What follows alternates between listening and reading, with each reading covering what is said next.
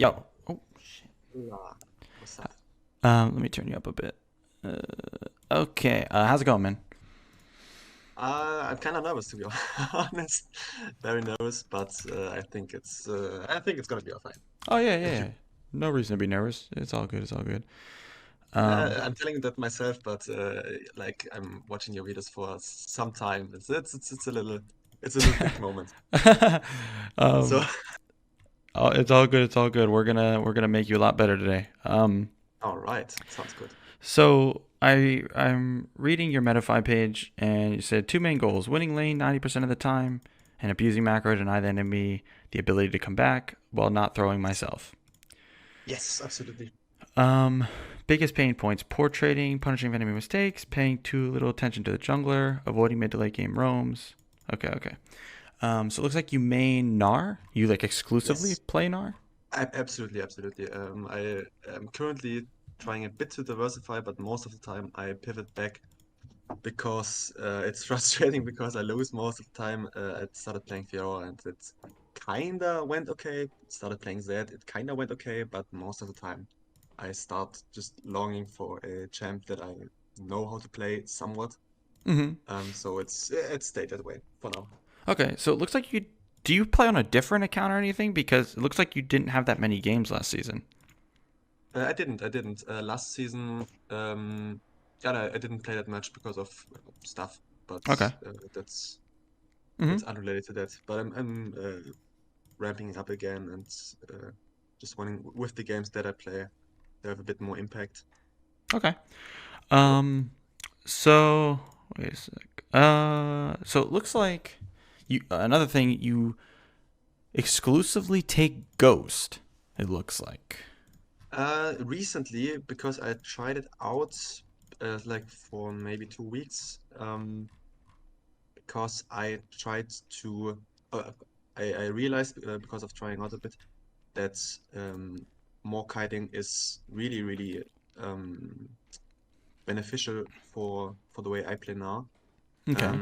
And I'm not exactly sure if it's the best way, but it's a way that's helped me. But sometimes it's completely troll and does nothing. So Mm-hmm. I'm currently trying a bit out and now pivoting back from playing mostly Divine Sandra to building Triforce. Stride Breaker and maybe Gore Drinker. So I'm trying a bit out and you see the desperation. I'm trying stuff out that maybe works because I'm not sure in my skills anymore, especially since season began. So I'm trying around a bit. Okay. And let's see. So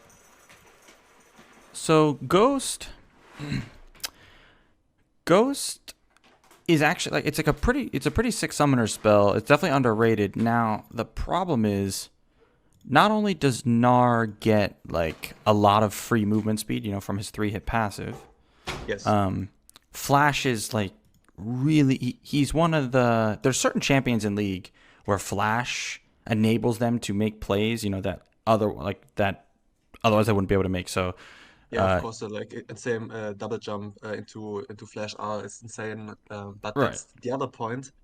That I mostly pivoted away from team fighting, which on a team fighting monster is kind of stupid, if I'm being honest. Well, Because I felt most of the time that it's in to play around the team, so I started split pushing, which is had kinda, also, I would say limited success. But that's also something I want to pivot back on to team fight more, and the Flash is certainly a way okay. better summoner spell on that. Yeah, so I can kind of tell by the way you're talking about certain things. So, first off, you're saying I'm trying things, seeing what's working, what's it's okay to like try things, to try different summoner spells and stuff like that. Just know that like your summoner spells, your runes, um, the champ you play, none of that is going to dictate is going to be the reason you climb or like win your games Yeah, compared to just like fundamentally understanding the game. Um, yeah, okay, makes sense. and on top of that, so you were saying I tried to just split push and I stopped team fighting. So this game, like League, there really is no Black Um, and white, basically. exactly. No black and white. So like there's going to be games where you're going to be primarily split pushing, but you might team fight a little bit in that game too. Like you're going to be doing a mixture of both because Gnar actually does both. And team fighting on Gnar, Mhm. I wouldn't even say that Gnar is a team fighting monster. He's actually one of the hardest champs in the game to learn to team fight with. Um, Mhm. so, and he's very good at split pushing too. So yeah, he does both very well, and it comes down to understanding when you should be doing either one. But let's take a look at the way you play. So if you want to just queue up for a ranked solo queue and share Yeah. screen, we can get started. Yes, sir. Um, chat work. See everything? Let's see. Yep, perfect. Nice. Yeah, but I gotta say it's been more of the default to split push, because it's devolved in that way. Because I know when I'm giga feds, my split pushing is insane Mm-hmm. because they are almost okay, like most fed top laners, there are a few people that can stop me, and they gotta bring like three. If I'm 7-2, they had to bring like three people up there, and because of the mobility of now, I'm giga hard to catch. So that's very rewarding when I'm ahead. But I also go splitting when I'm not ahead, and against the champions that I wouldn't be able to fight in the solo lane, Mm-hmm. where I have no pressure. So that's also games where I pivot to split pushing, where it kind of doesn't make sense. Mm-hmm. If I can't take, for example, the turrets, or just where I stay in the side lane, even when the lane is pushed, Yeah. and just So don't rotate. it's important to kind of understand that like there's split pushing and there's side laning, right? So like, Mm. do you know the difference between the two? I would say side laning would be simply uh, always pushing the side lane in before rotating to the team, and split pushing would be to basically stay there and not rotate, and dive the Yep. opponents that come, and literally just go Exactly. go ham. Yeah. Yeah. Split pushing Kind is of my like style. non-stop pushing, try to take the tower, not really looking to rotate. Whereas side laning is pushing and then rotating. Yeah, you got it. So good. Yeah. I gotta say, as a side note, I'm also using skill caps, so I have some concepts in my head already. So I'm not completely new to the macro, but I Yep. wish to expand that. So that's ah, that is. Okay. Um, so you can take Ghost if you want. You I know, would actually take Ghost because Darius most of the time takes Ghost, and it's if I don't take it, it's kind of you can in even if I'm in you can even take Flash the middle of Ghost. the lane. You can take both. You can That take I that I wouldn't be comfortable with, to be honest. That's sure. It's something that like you um, can take in the future to test if you want or something like that. But yeah, it is another option. Um, so yeah, once you do your runes, we'll talk a little bit about this. So how or I'll let you finish your runes and then yeah. yeah, so that's basically finished. I adopted since yesterday because I take a look at the this Korean now main that Mm-hmm. also took Taste of Blood and Ghost Poro, and I'm not exactly sure why. I think it's a little bit added sustain, but I'm Yeah, trying that out also. I wouldn't go But that in more this than that, match though because Taste of Blood's going to be kind of useless. I would just go precision. Yeah, precision like triumph and attack speed or something like that.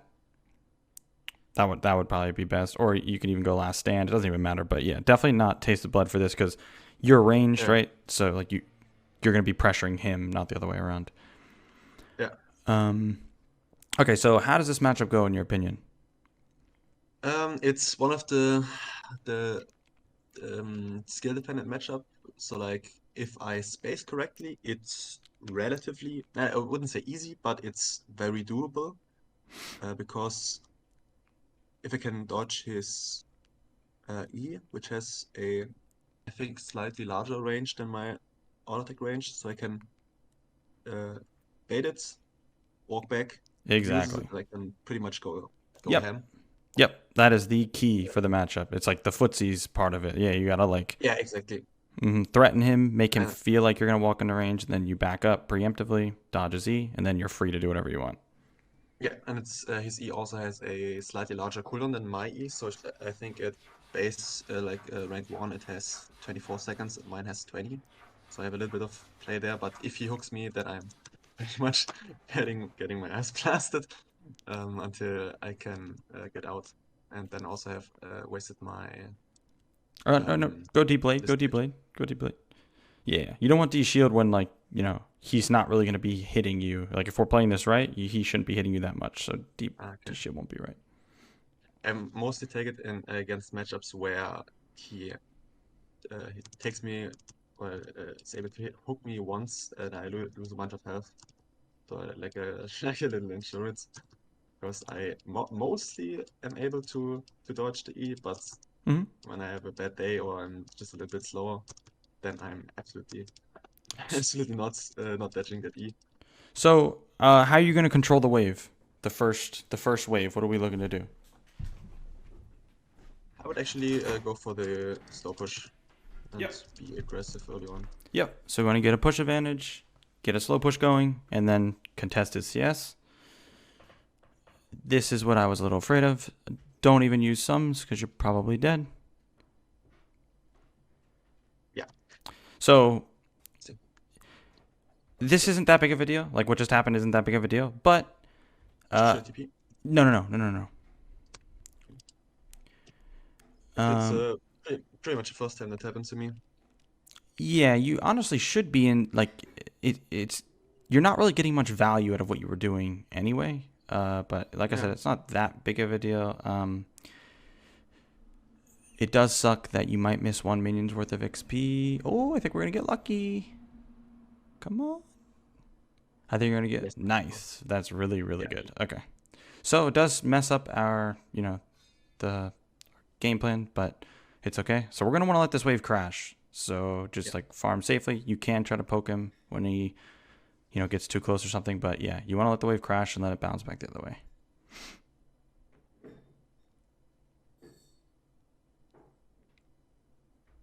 Like, don't hit the wave at all, or I mean, you can hit the wave if you want, but like you do want it to crash. Like you don't want to freeze it or something. yeah. Ah,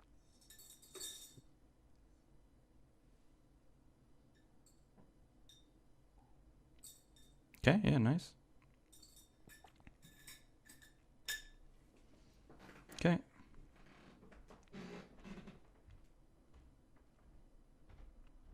Careful. mhm. Nice. Okay. Yep. Now we let it crash. Okay. So now you want to like clear this slowly. You don't want to clear it too quick on the tower.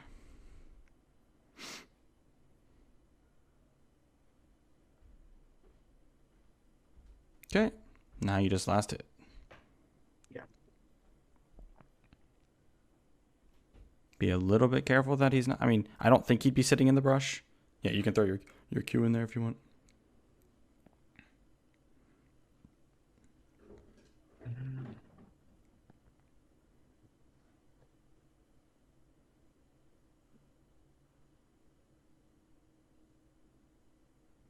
Okay. All right. What did he buy? Okay. It's pink words, potion, okay. Okay. So yeah, now you can actually contest Yeah, his CS when he walks up. yeah, and drop the ward in the river brush. I'm Don't going miss to. any CS to do that though. Like clear the whole wave first. No, I mean, he did. Oh, okay. Let's Okay. select the spot so I have some Yep. room. Okay. Oh, don't be too afraid of him. Mhm. Okay. So we're just gonna probably crash this and actually take a reset. Yes. So yeah, you can actually like use Q on the wave now and crash this quickly. I took it. But I'm also Back up. yes, tried or started to try is rushing boots for the added kiting.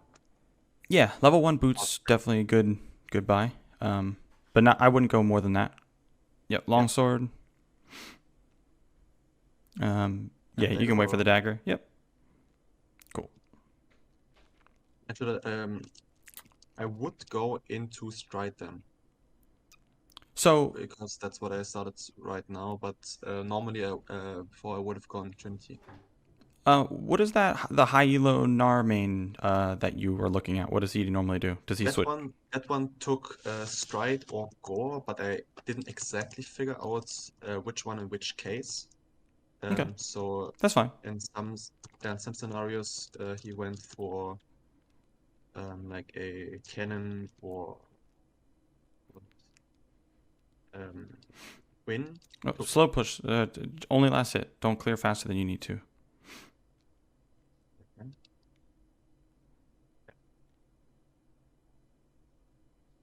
Okay.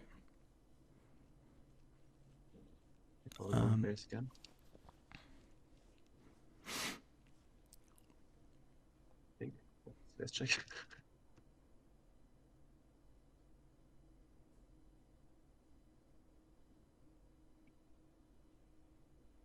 Yeah, here he is. What does he have? Oops. Okay, that's a good buy from him. You're level 6 though, so you don't have to be too afraid of him. Like, yeah, Yeah, walk up, walk up. Yep. I just wanted to go for the cannon. Yep, all in, all in. Yep. Cute. Yep. No. Oh, you're gonna die. Okay. So Damn. that was it. Started off like perfect. That's literally exactly what we wanted. We wanted. Actually, you know what? I will go over this afterwards. But basically, the main thing here is first of all, make sure you TP back. TP back right away. Yeah, of course. Yeah. Yep. And we'll just go over it afterwards. I'm not gonna fill your head with too much here. I was fairly certain that I wouldn't be able to kill him on the tower because everything was out already. Yep. It's So okay. like my Q and W. Just walk into the brush. Walk into the brush. Okay, this works too. So don't worry about the death. We'll talk about everything afterwards. It's a good try though. Mostly how the fights go. So that either run him down when his ult is down, or when he missed his hook, or I just detail into the turret. Yeah. Okay. Careful. He isn't. He still has his ult, so. Yeah.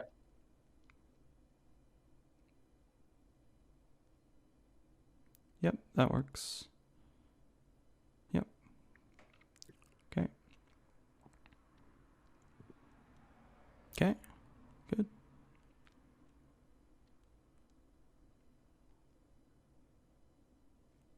Okay. Yep. Make sure. Oh, there he is.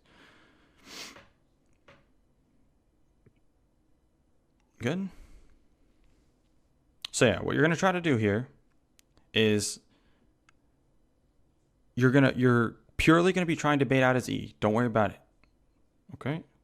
Nice. Okay, that's nice. That works. Now you can be pretty. You can be a little bit more aggressive. Yeah, we're gonna get level 2 shoes next base.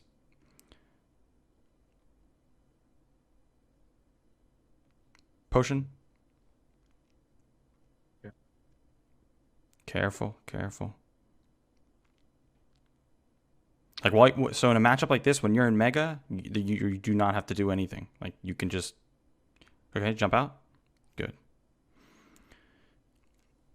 Some matchups you almost want to play safe while in Mega and then aggressive while in ranged, which is this is that kind. And then like you only use Mega for like to finish them off. Yeah. Okay, so like you can try to poke him while his E is down. Just like be careful. It's going to be up in about 5 seconds. Yeah. Okay, it's coming up. Yep. Ooh, okay. Yep.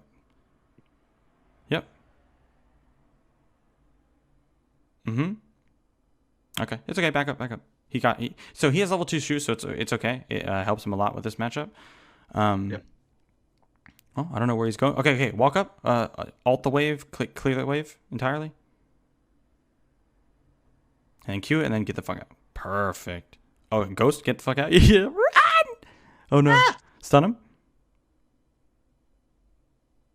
Nice. Very good. Whee!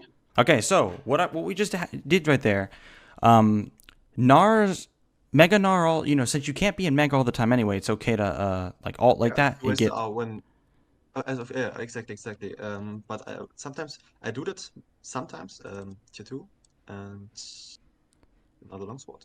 Yep, that works. But buy whatever you need to buy, but like yeah, hurry up and get back to lane. Yeah.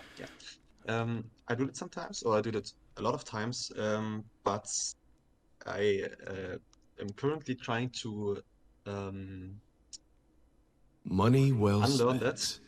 because in the late game it's completely irrelevant GM because Mcbaze. the cooldown is so low that I absolutely have my ult back Mm-hmm. game. When I get Mega Gnar again, but when I do it early on in the game, like 15 minutes in that area, then it's something in that case that I'm in the side lane and ulting the wave, and afterwards somebody comes just after I ulted the wave, Yeah, and so I'm dying like it's crap. it all depends on we ulted the wave there because we wanted to cheese a recall and because like look, it's back up. Like we know we're not going to be Yeah, fighting, but like so you only want to be ulting a wave if there's a very good reason to do it. Yeah, you can try to okay. Yep, keep going. Auto. Yep. Good. One more. Cute. Oh, that works. Okay.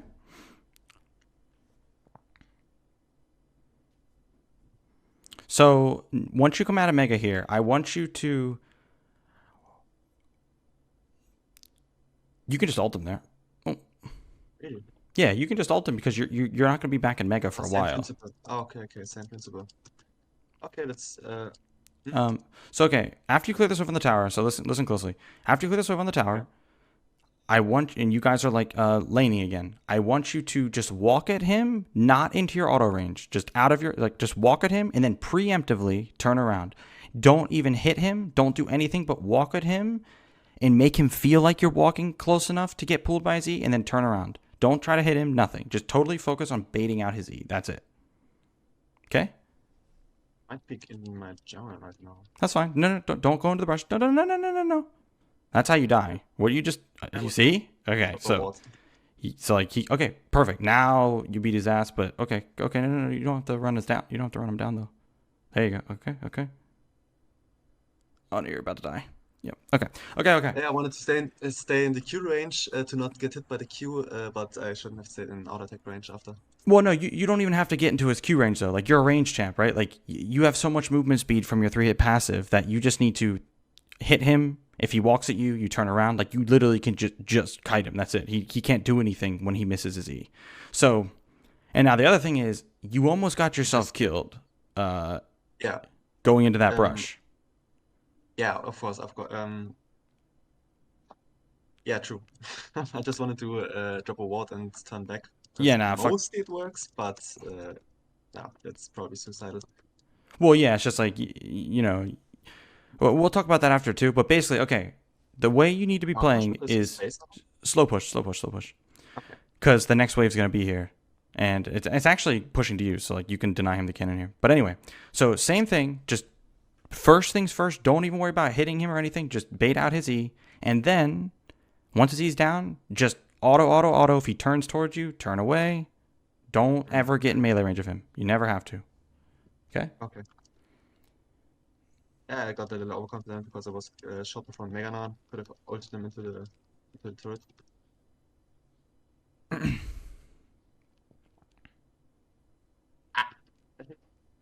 Okay. Yep. There you go. Careful. Stun him. Get the hell out of here. You're about to die. Nice. Very good. Okay. Okay. Now we're gonna hard push. So now you can clear everything and then get ready to. But he is not a free kill here. Just be careful. You gotta do the same thing. Try to bait out his E and stuff. You literally don't need to do anything in the brush. Okay. Yeah. You see him. Hard push. So like you warding the brush gives you nothing. Like all it does is get you close to the brush to where he could potentially cheese you. So you just want to push the wave, and that will force him to come out of wherever he is. Yeah, okay, true. Now, because I threw my boomerang first, so I would hear if he's in there. So Yeah, that's a precaution. He's keep dead. push, Okay. push, push, push, push. So like, I didn't think that Zoe would kill him. Okay. um, so throwing your boomerang in there just does like it's not like it covers the entire brush. Like he could literally be sitting to the side thinking that you're gonna throw your Q in there. You know what I mean? Like it's not guaranteed. There's because basically it's zero. It's high risk, zero reward. You get no reward knowing he's in there. You see what I'm saying? Fair. Yeah. I should have base. Nope. So if your laner's dead like this, you never leave. There's no reason to ever leave. You want to. So like he's coming out of base now, so you'll clear this, probably take the tower, and then you would leave. Normally I would have gone base and stood somewhere around here when the wave slow pushes back to me, but that's kind of a waste of time. Yeah, okay. See, That's what I would normally do. see. So now he's here, but no. You can just leave. You can just leave. This wave isn't worth it. It's a little bit too dangerous. You have a lot of gold to spend. Actually, you can just stay. You can just stay. But like, just sit on your tower. Just let him push it in. You'll clear it. Don't get baited into a fight here. You cannot die right now, and you also do not want to be fighting. You have too much gold. All right, so clear this. You want to clear it as fast as you can, so to make the wave reset. Okay, now you back up. Recall. Yep. So like we need to make sure we reset the wave there and not let it slow push. So then you would be missing out on a lot, right? Sure. Yeah, okay. But should Sell I that? sell bronze? Yep. And then you just wait and grab this, and then you head back to top. Okay. So normally I would have, I think, overstayed and not just reset it. Yeah, So it was. something You I had. seldomly do. Yeah, you had basically no information. Like you had no information. You were not that much stronger than him or anything like that. You're actually not stronger than him at all. So, yeah. That You much more though. you can. He probably will just leave here, but okay.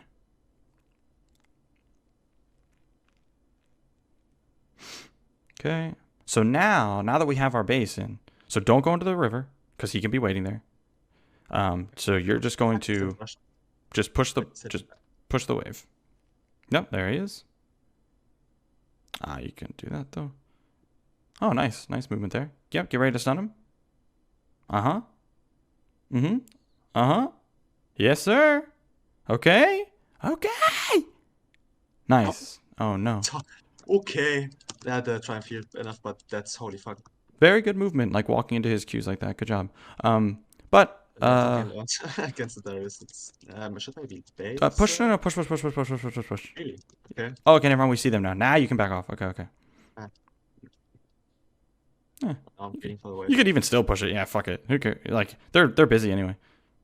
Nice. Now you start your recall. Yeah. So, one thing though for sure is like, so we talked about at the start of this game, like what the key to this matchup was, and it was avoiding his E, and then it's party time because then you can do whatever you want, right? But he hits you with a lot of his E's. You can buy your item and just head to bot lane. That works. Yep, head to bot lane. Pink ward or blue trinkets? No. Just go bot lane. So now while you're heading to bot lane, move your screen to like see what it looks like in mid. Okay, no one's there anymore. So you just need to focus totally on baiting out a Z. Remember, if you turn and try to hit him, it makes you stop moving for just a little bit, and that will make him. Yeah. So, actually, I'm gonna show you exactly like why. The only reason he hooked you with his E right there is because you checked the brush with your goddamn Q. You keep doing that, and it's only hurting you. I'm gonna show you like in the VOD afterwards. But anyway, keep pushing.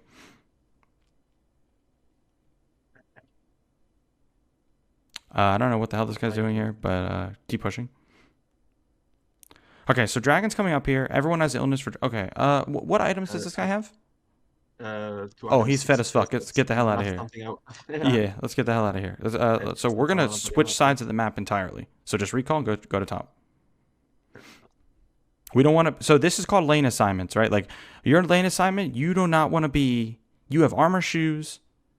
He is like fed as fuck. You want to be where Darius is. Never want to be where Silas is right now. Yeah, makes sense. would have kind of been useless my entire build if I just fight the magic dude without any magic resistance or anything to fight him. If this guy stays long, you can. Oh, okay. You can try to fight this guy. You can walk up. Just dodge his E. Okay, good try. You can try to fight him though if you want. Mm-hmm. Mm-hmm. Mm-hmm.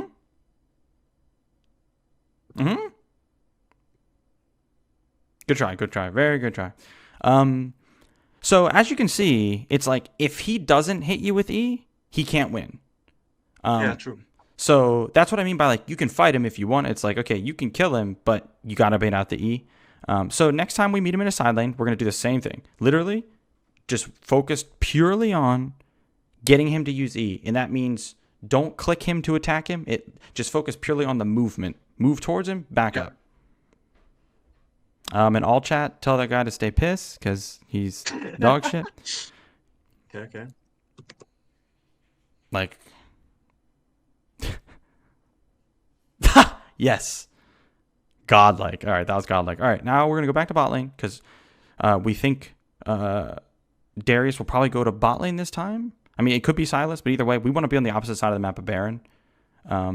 Ping her off. I mean, if she keeps going, it's fine. You keep going too, because you definitely want to be in bot lane right now.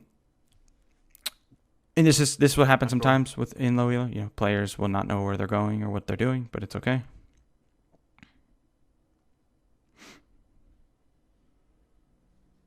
And like, don't worry about winning or losing this game in general, because like live coaching, people are gonna lose more often actually than they win, because it's stressful. I feel that. So okay, same thing. We're just trying to bait out E here. Good try. Hit the tower. Get ready to dive this guy. Dive him. Dive him. Dive him. Dive him. Dive him. Dive him. Oh, what the? Very good. Very good. Nothing more? Okay, so now reset. They'll your teammates will get that, and you will go push out top lane. The more confused the hell out of me. Don't have. It's okay that you don't have enough gold for anything. Just like go. Oh, there you go. Now you can buy pickaxe. Nice. Very nice. Very nice. Now we go top. Again, same thing with the Darius. To the live coaching, it's most of the time I do actually dodge the E, but not yeah. Oh yeah, no, it's okay. Like live coaching is stressful for everybody.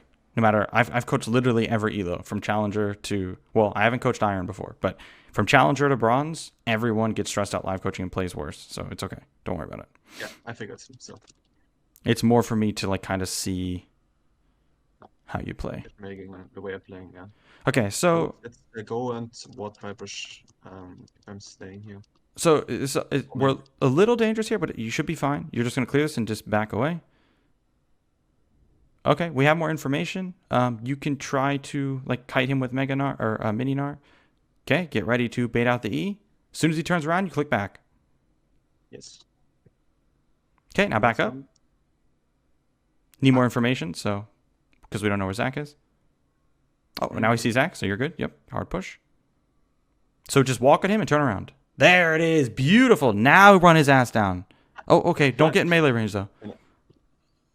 Uh-huh. Okay. Oh, run. Run for the hills. You ready to stun him? Okay. You can run. You can just back off here and recall. That is what we were looking for. Perfect. You see how, like, it needs to be preemptive. You know, you don't want to be reacting or anything like that. Very good. I see. Okay, so let's look at mid lane. Probably not going to do much here. Yeah. So just go to top. You can actually just ignore this entirely. Really? Okay. Yep, you can ignore it. You're good.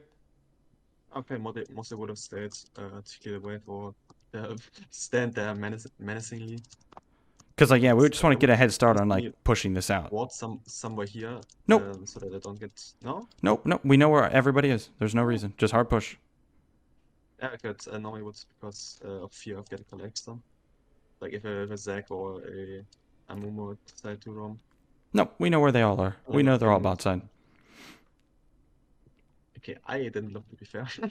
That's okay. It's from the minimap. Okay, you can try to fight him. Wait.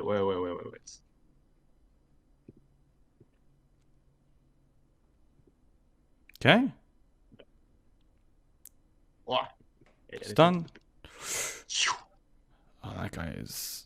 No way that kills, right? Oh, no. That's fucked up. Then I kind of tried to stall a bit for my Ranger because I thought he was on his way. Uh-huh. So I played it a little funky. It's okay. No problem. But dang. Do not worry about it. Dang. 972 damage. Okay. Yeah, Darius, yeah, his passive is a really crazy That's ability. kind of hurts.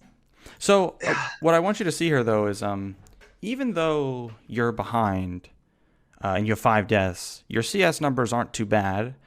And you do actually like you have more far or like you have had chances to kill him.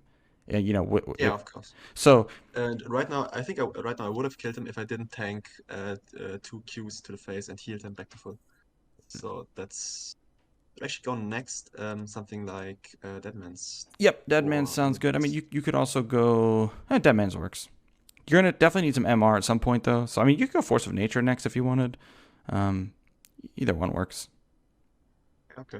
You can actually look to fight this because Darius shouldn't be here theoretically. You can just jump in and kill a Mumu if he stayed. Okay, never mind, we're good. Now just defend bot lane.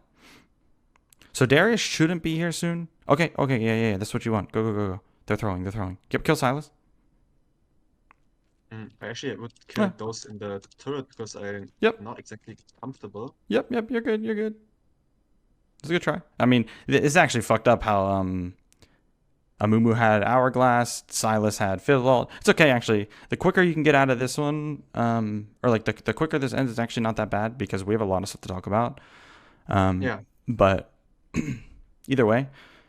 So the only important part there is like, so in your mind, in that scenario, are you ever, or would you be thinking, okay, Darius shouldn't be here, we should try to fight bot lane? Like right there, yeah, like I wouldn't think about it that way. I would just short circuit to they are sieging. I must help. okay, yeah. That So would be the way of thinking there. yeah, so because we know Darius can't be there, even if they didn't dive, I would have had you like get Mega Gnar and go in and try to fight because that's gonna be the best chance you're gonna get. But yeah, you can kill this guy. Yeah. Yep, you can just guide him. Nice. Clear this wave. What's your ult cooldown right now? It's pretty short, right? 50? Okay. Okay, cool. And it's like what, 30 at level 16? Yeah, something like that. Okay. Pretty ridiculous. Mhm. Like if I go full CDR, I can almost cast it 2 times in an Yeah. ultimate or in a Mega Gnar form. Okay. So you're gonna want to just like head to Baron. If they get Baron, the game's over. So just go straight to it right now and just start it. Like ping on my way and just start it. Okay, never mind. They're here. Back up. Kill the Amumu.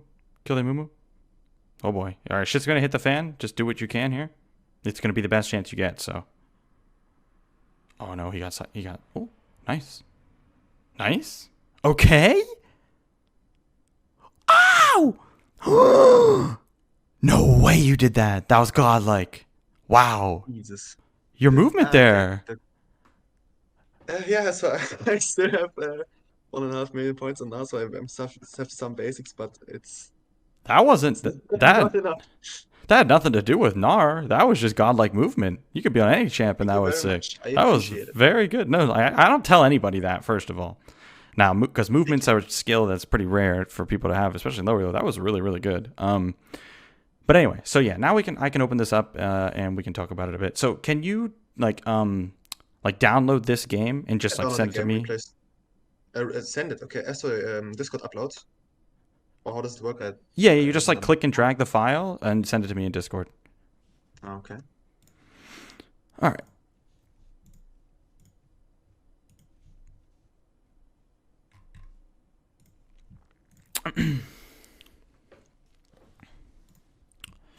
If it says that the file is too big or something, wait, do you know where the file is? Oh, I think I would have gone in the message stream. No. So click download on the game first, on the Yeah, so click that. Yep. All right, so that will put it. So that's going to download the file. Now go to your folder. Go to Documents, League of Legends Replays. Or it should be in like My Documents or something like that. Something like that, or is there just search it? Like it's going to be in. Yeah. So documents are right. So scroll up or. I think that Yeah. That and then League of Legends. Documents. Okay, actually. Replays. Interesting. Okay, I didn't know that. That's So- probably Yeah, you want to sort it by time. this one. Oh, okay. Yep. Click and drag that to me on Discord. Okay, so here, use this link right here I'm going to send you. Yeah.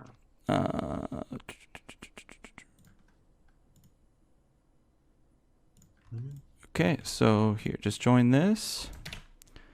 And then just put it in the VOD review channel.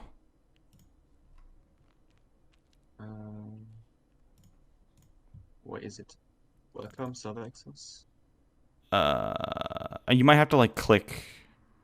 So server access. Yeah, you might have to click the emote there or something. Oh, there you go. Yeah, you're good. Oh, it's there.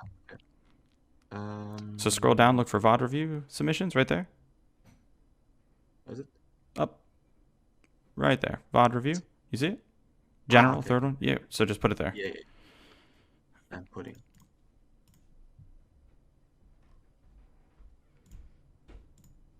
Yes. It has been almost sent. Yep.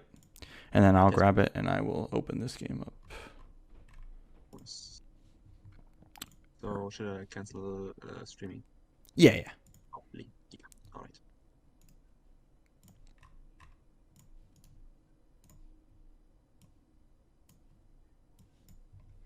All right. So let's take a look. Mm-hmm. So here's the thing. So first off, live coaching, the reason why, I dislike it is because, or not dislike it, but don't recommend it to people, is because the game, well, first, people, when they're getting live coach, they're very stressed out. So, it can be tough for them. Second thing is, the only thing I have to work with to show you and talk about with you is that one game that we got to play, right? Whereas like a VOD review, if you have a VOD prepared, then it's like you can choose where a bunch of pain points are. Like I didn't know how to win this lane. I didn't know if the mid game macro was correct, and all that other stuff. Like you can have something prepared with scenarios that you were wondering about. So for this game though, There was a. Oh, yeah. I think out. let me. Wait, am I sharing screen? I'm not. Okay, hold on. Wait, am I sharing screen? No. No. No. You can see it now. I can see a lot of pink, to be honest. A lot of pink. I think that's your profile picture. Oh. Okay. So just click on the profile picture. Or, click again. Okay. Okay, Yeah. that's- It's funny. I have to tell literally everybody I ever coach that. I don't know why Discord is like that, but yeah, it's super weird. But anyway, okay. So this first death, not that big of a deal. So let's start with. All right.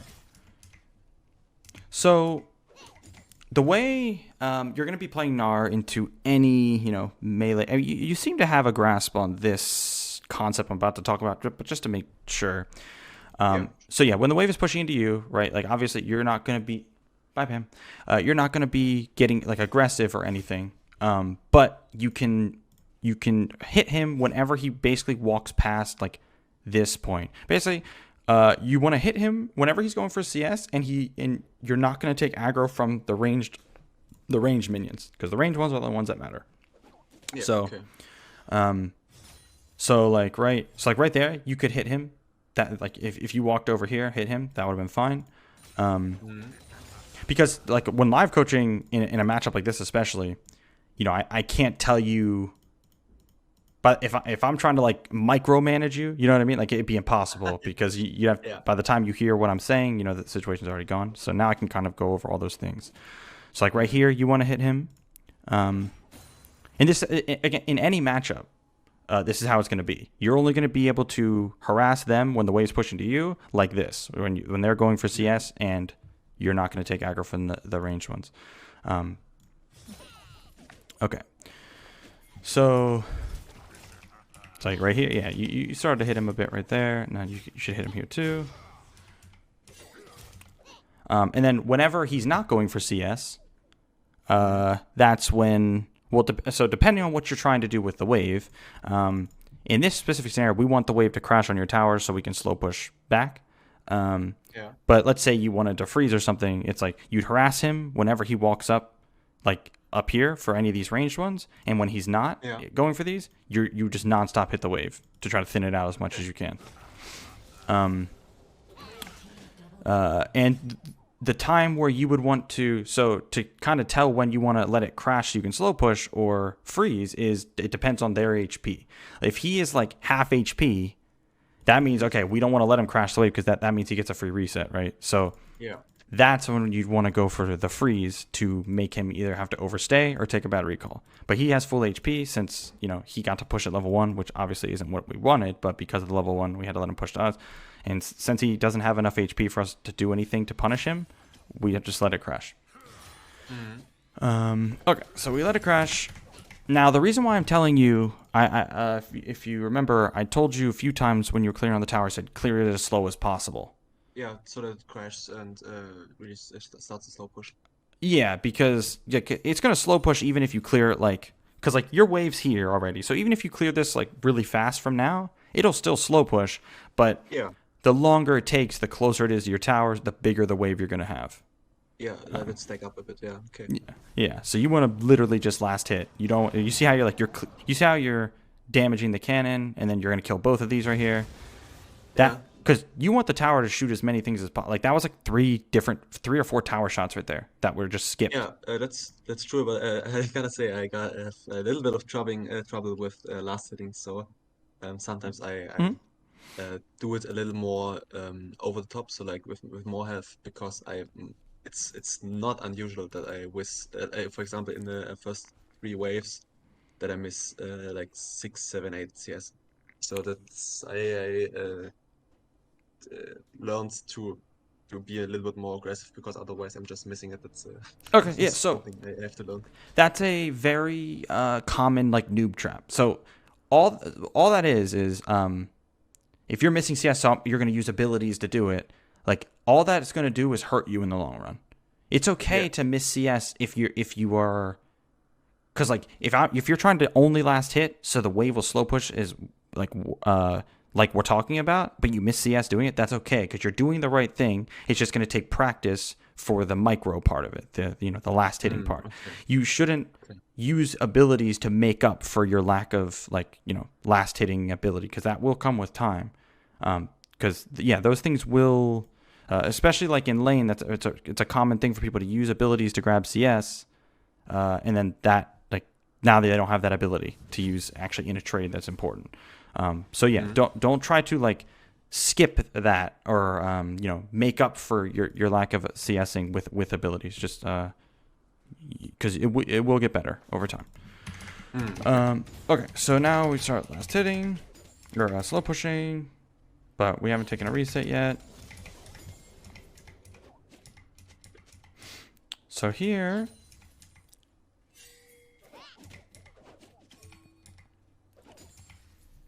so whenever you're slow pushing, all you're going to be doing is contesting last hits. Nothing after that. So right here. So look at kind of the scenario. He is walking up for a last hit right now, while the wave is slow pushing to him. He has basically 0 minions, and he's a level down. Yeah. So this is where you backing up. This is where you're respecting him too much. Yeah. Because if he tries to fight you, you don't even have to E away. You can just walk away and just fight him in your wave, right? Because he can't beat you. You're a level up. You have all the minions. He has 0. So here you should actually be like kicking the shit out of him. He has to run. Like you could win the lane here. And this is how it's going to be again versus anyone. That's the whole purpose of this slow push. This slow push is to have a big wave to defend you, to get you a level advantage, and to have a lot of CS that he's going to have to last hit, and so you can contest them. Yeah. Okay. Okay. And I also do that. Like I would say sometimes, especially against, for example, a Teemo. That's a lane where I do basically nothing until level 6, but Teemo is hyper aggressive. So I resorted in like the last few months to actually baiting him into my wave, especially when it's a cannon wave, where he tries to get a Q in and out on me. I just let him do that. He trades one auto attack and then boomerang and kite into my wave, and he hard loses the trade. So I do that, but I honestly against Darius there has been a lot of bad experiences, so I'm probably more scared than I should be.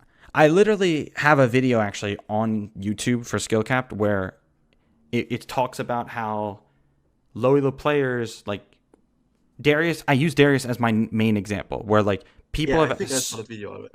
Yeah, they have so many bad experiences against Darius that they respect him too much now because they're so afraid.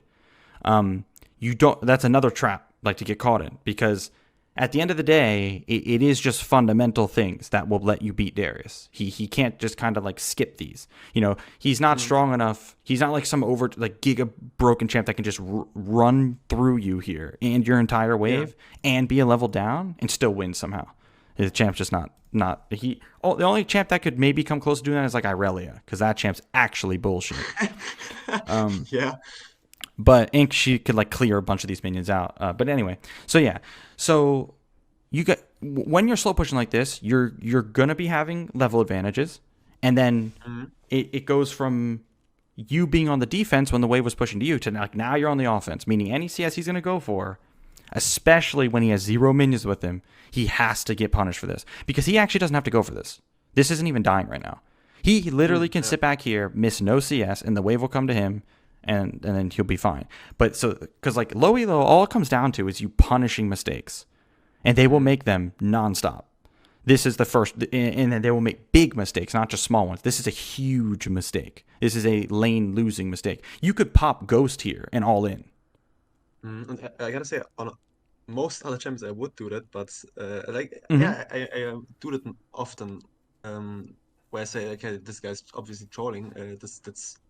He can't be here, but like I said, that's I think Darius is too scary in my head. Yep. But and that's yep, it's normal. It's a common thing. So so we want to definitely get rid of that. We don't want to be too afraid of him. Just stick to the fundamentals and the game plan, and everything will be fine. So same thing here. He's probably gonna walk up. Yep, you hit him here. Just need to do a little bit more. So as you can see, he's just like totally disrespecting. He doesn't give a shit. But now that he's level 4, so now that he's level 4 and his wave is here, now it's a little bit different. Now, if he pulled you in, and he has you don't have any minions if you're over here and he pulls you in, right? Then he has the wave. So while you are finishing clearing this wave, you got to be a little bit more respectful of him, or you can just do the thing we were talking about where you walk at him. Like whenever you don't have a CS to go for, you could walk at him, turn around, preemptively, try to bait out his E. Then you can abuse him all you want. But yeah, you can't disrespect him as much when he's actually the same level and he actually has some minions with him. That's actually such a situation where I would be aggressive, speaking from experience. So that's exactly when he's standing in his wave now, feeling safe. Then I would jump in and probably get chunked. Yeah, exactly. Yeah. No, you don't want to. It's like a constant. The state of the lane. You know, you can if we go back, you can kind of see how it just. Except he only has 2 minions with him, and he can't. If he tries to like all in you, you have this giant wave, right? So it's a very big difference between an entire wave and just 2 minions. So like this exact lane state, it's basically about to happen again. So now his next wave gets here. So then you like start the process over. Now you have to. You can still contest him whenever he walks up for last hits, but you can't get too. You can't overextend. Not yet. You gotta like thin the wave out again. And then once like you kill the cannon, especially, so like after you're gonna clear this, and then So it's like, okay, now he can't walk up again. So you can go back to like full blown. If he walks up, you just punish him. But we wanted a reset here because we haven't taken one yet. So we're just going to back off instead. Now, this could have been a different scenario. So if you did punish him this first mistake here and then punished him again here, then yeah, he might be low enough to where like if he's like half HP or below, you wouldn't recall here. You would nonstop push him in and keep harassing him over and over and over. But because he has full HP, there's literally no point in staying. So okay, now we come back. Same scenario. He crashed the wave, so he backs off. Let me pause this. Okay. Oh wait, I think the stream died. Wait, did the stream die? It doesn't say it did. Huh. Okay. It said it's back now. Okay. It looks like it's back. I don't know what happened to it. Anyway, so yeah, same scenario here. We wanted to push as slow as possible. Okay, so. All right, so now because so this is the other thing that's like really important to think about here. And it should happen this is something that you should be doing every single game. You should always know who's going to hit level 6 first and when. And like you should never be surprised that you're about to hit level 6, or like you should never hit level 6 and be like, "Oh shit, I'm level 6." You should always know like before. So here, because you're the one slow pushing to him right now, that means you're going to be the one with the experience lead. So it means you will hit 6 first. So you can you could prepare for a kill at that point already. You could be preparing right now. Okay, I'm starting my slow push. I'm gonna be hitting 6 soon, so I'm gonna hit level 6 first. That would be a moment where, and I'm saying that again, against any other champion, I would look to stack Gnar on the melees in the bottom or cannon. And would double jump on the backline straight. Like when I see him entering the frame, I would literally with Gnar double jump on the caster minions and throw him against the right top side wall and all him in. Okay, so that's like what I would do against most other. You don't want to do that either. So the reason why is so you're starting your slow push here. If so, you're saying that if it wasn't Darius, the moment they show up, you just double jump in and all in. Or like no, okay. To be fair, not all. Also, if I'm ahead. Yeah, if you're ahead, right? I've just killed him in the lane like once, and at least a level ahead. Then I would do that because I mostly would either kill or chunk to 20% health. With, full Mega combo. So the reason why this is why we don't want to do that. First off, slow pushing what's so great about it is it's the most punishing way to kill. Like if you kill someone while you're slow pushing, they are like so fucked. It's over. Yeah. So let's say let's say you did that to Darius here and you chunked him to like 30%, 20%, something like that. Now all he'd have to do is he could start his recall then. Because then you have to come all the way back to here, push this, you have to push another one, and then he comes back, and he doesn't even miss that much, right? Yeah, gotta admit that happens a lot of times where I actually have to go back, crash the wave, and he just comes back in time. Exactly. So, and on top of that, the other problem is, your ultimate, like your Mega Gnar and your ult, that is like that's where a lot of your kill pressure is. You know, that is like the thing that's like very hard to avoid under tower. That's like there's no like outplaying it really. If you get Mega and you just walk up to them, they can't react to it and flash it or something like that. You know, they have to predict it or something like that, but it's very hard to outplay it. But if you're Mini Gnar and you don't have ult up or something, and they're 30% HP, it's a lot harder to kill them quickly, right? Like you have to poke them down. They could dodge your Q. Right, exactly. So like you don't want to be using your actual kill pressure ability if you're not like going to be killing them at the time.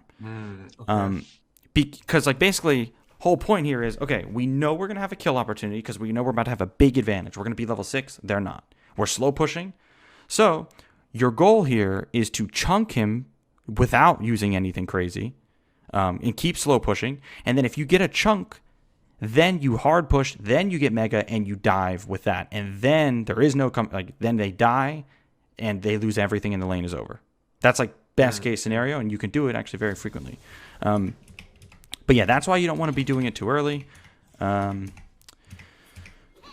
So right here, this was a really good opportunity to talk about this. Short question. Yep. Do you have the calendar free right after this? Because I would also book another half an hour. Because I feel we're getting into the real gains right now, and I would also extend it. So if you have time right after, so I can just put half an hour behind. Wait, so you're saying, do I have another like hour after this, or? Yeah, maybe half an hour free in the calendar. Because you Or would want it be too short? Yeah, book another lesson. Or would it be too short notice? well, did you want to play like another game? You wanted another live coaching game? You're saying? Probably what review would be better, I think. Oh, Because okay. this is way more valuable than the game itself, I think. Yeah. So yeah, we can do that. Sure. Okay. So you would just book it through Metafy, but like it's not gonna let you exactly. book it like for just book it for like the closest time you can. Okay. But yeah, we'll just do it after this. And let me know when you do that. We'll keep going here. Yeah. That would then be the speed what review, or what would it be? Probably, huh? You could just get the on stream the on stream coaching options. Wait. I saw it there. Yes, sir. Pick a time. I got hair in my mouth. Yeah.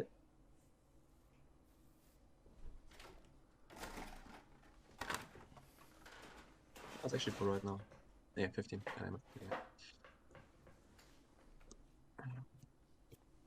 Yeah. What are your goals in a session?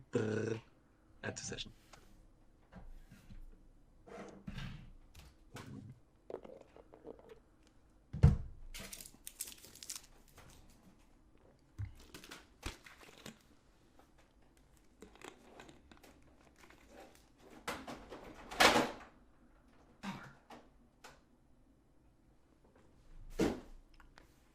I'm now starting screen share so everybody can see my banking information.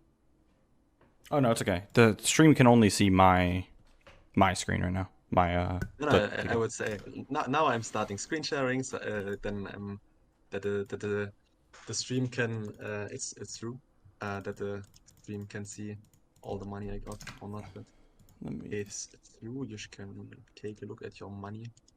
Okay, yeah, it looks like I got it here. Let me accept it. Cool. Okay. So, ready for me to keep going? Yeah. Cool. All right.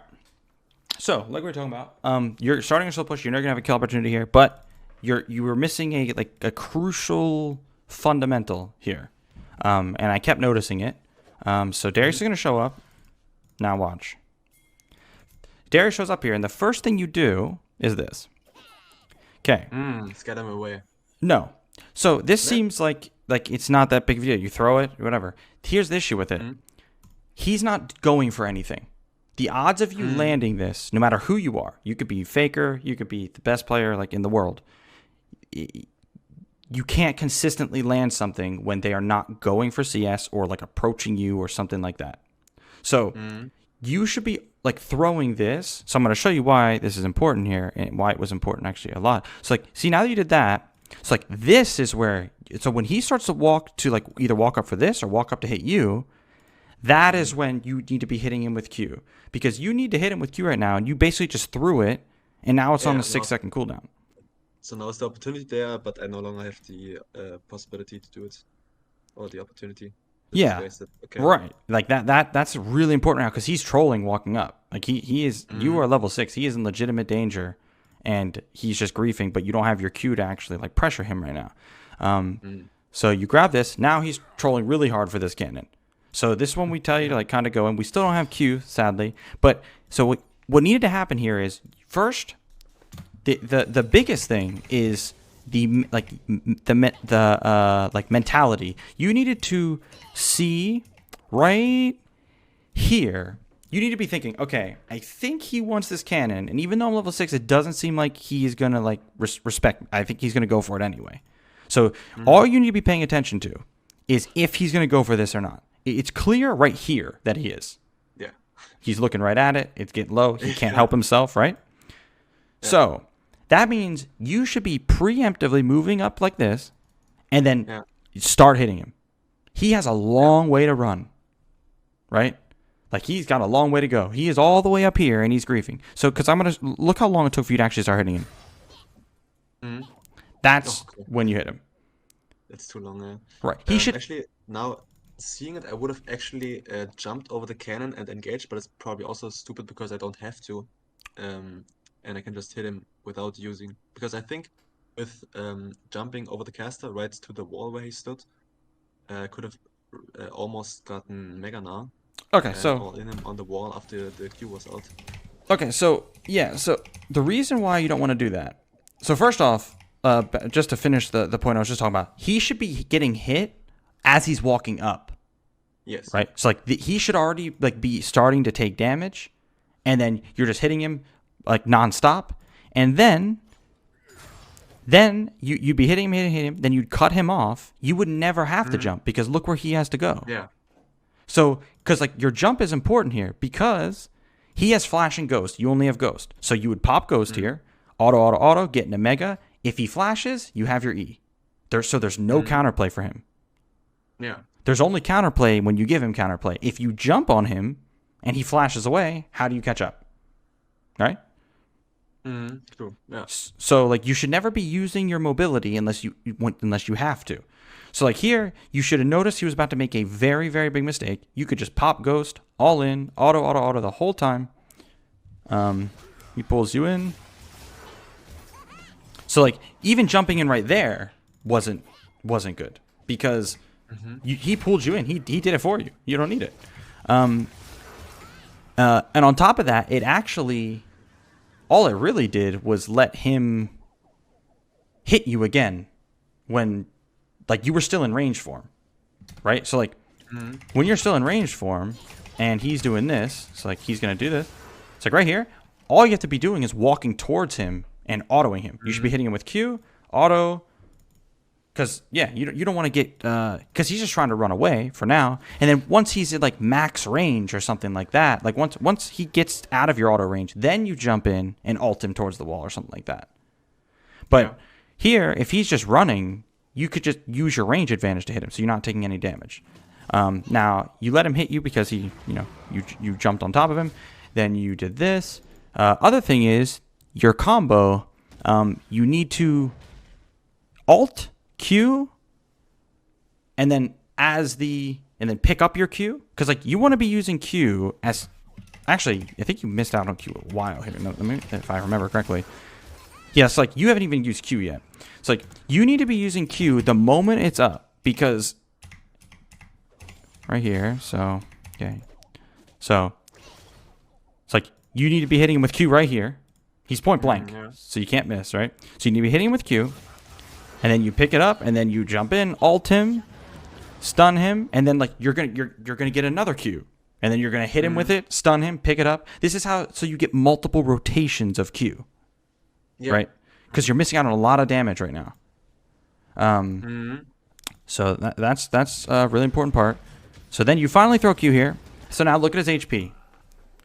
So his HP, he has, exactly, he has 226, but obviously he's pretty low. This is without you hitting him at all when he was approaching the cannon, taking a long time to hit him as he left the cannon. Yeah, okay, true. Didn't use your Q when it was up. So look, it's on a 3-second cooldown right now, and you just used it. You could have gotten 3 rotations of Q right there. Bro, I've been dead a long time ago. Yeah, right. So like doing any of this, he's completely dead. Nothing he could do. Yeah. This is what I meant by like he was making a huge mistake. These mistakes, the one he made here earlier at level 3 or level 4, this one here, they need to result in death. That is like how you abuse this elo. They make big mistakes, they have to die for it. Because once you get a little bit ahead, you go back to base, you get level 2 shoes, he can't even play the game. right? Like, you're just going to kite him endlessly. Now, after this, once he flashed, that's fine. Like, okay, he flashed away. That is completely fine. You do not, like, you don't have anything left to kill him. This is called, like, forcing. What you try to do is, like, forcing. You try to go in and kill him. But think about it this way. Like, okay, he's really low. Now all you do, you go back, you crash the wave, and now he has to somehow survive, right? He has to survive under tower. But point is that the biggest thing here is that, you know, he should have died a lot earlier. And then, yeah, like, see, turning around like this, yeah, like, you can't, even if that W and Q lands, right, it doesn't kill him. So you can't go for it. But anyway, so yeah, there is nobody in this elo that you're going to go against that isn't going to give you, like, multiple chances to kill them in lane. They make mistakes nonstop. I've yet to ever go against a single person that doesn't fucking grief laning phase. Okay, so after this,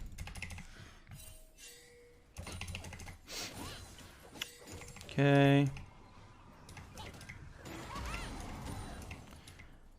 so all right.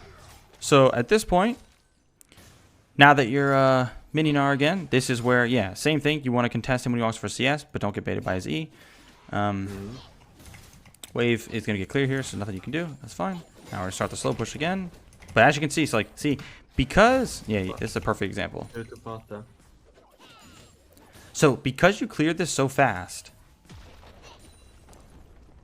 the wave didn't really stack up. Right, it's basically a reset wave. Yeah. And which isn't what you want. So that's why it's very important to, like, actually push it as slow as possible, because the wave being here and the wave being here is totally different. Yeah, true. Because I want to go for extended trades on my side. That and I'm safe.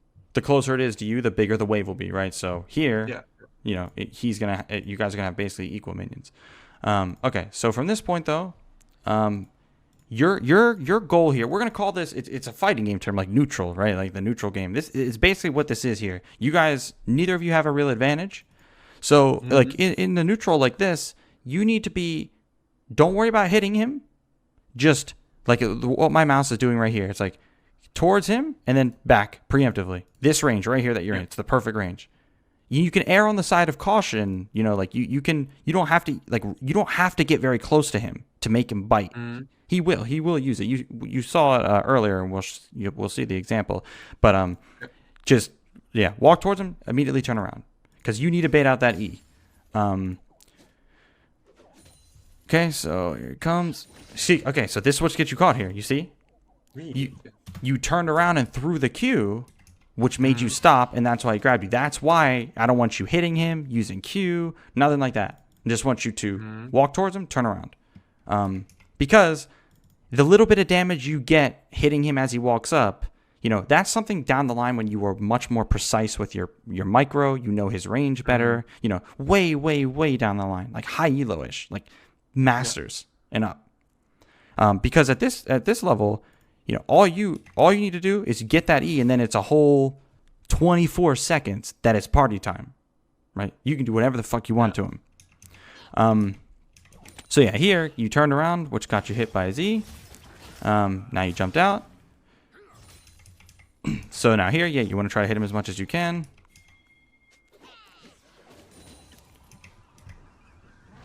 Okay, his Z's gonna come back up now.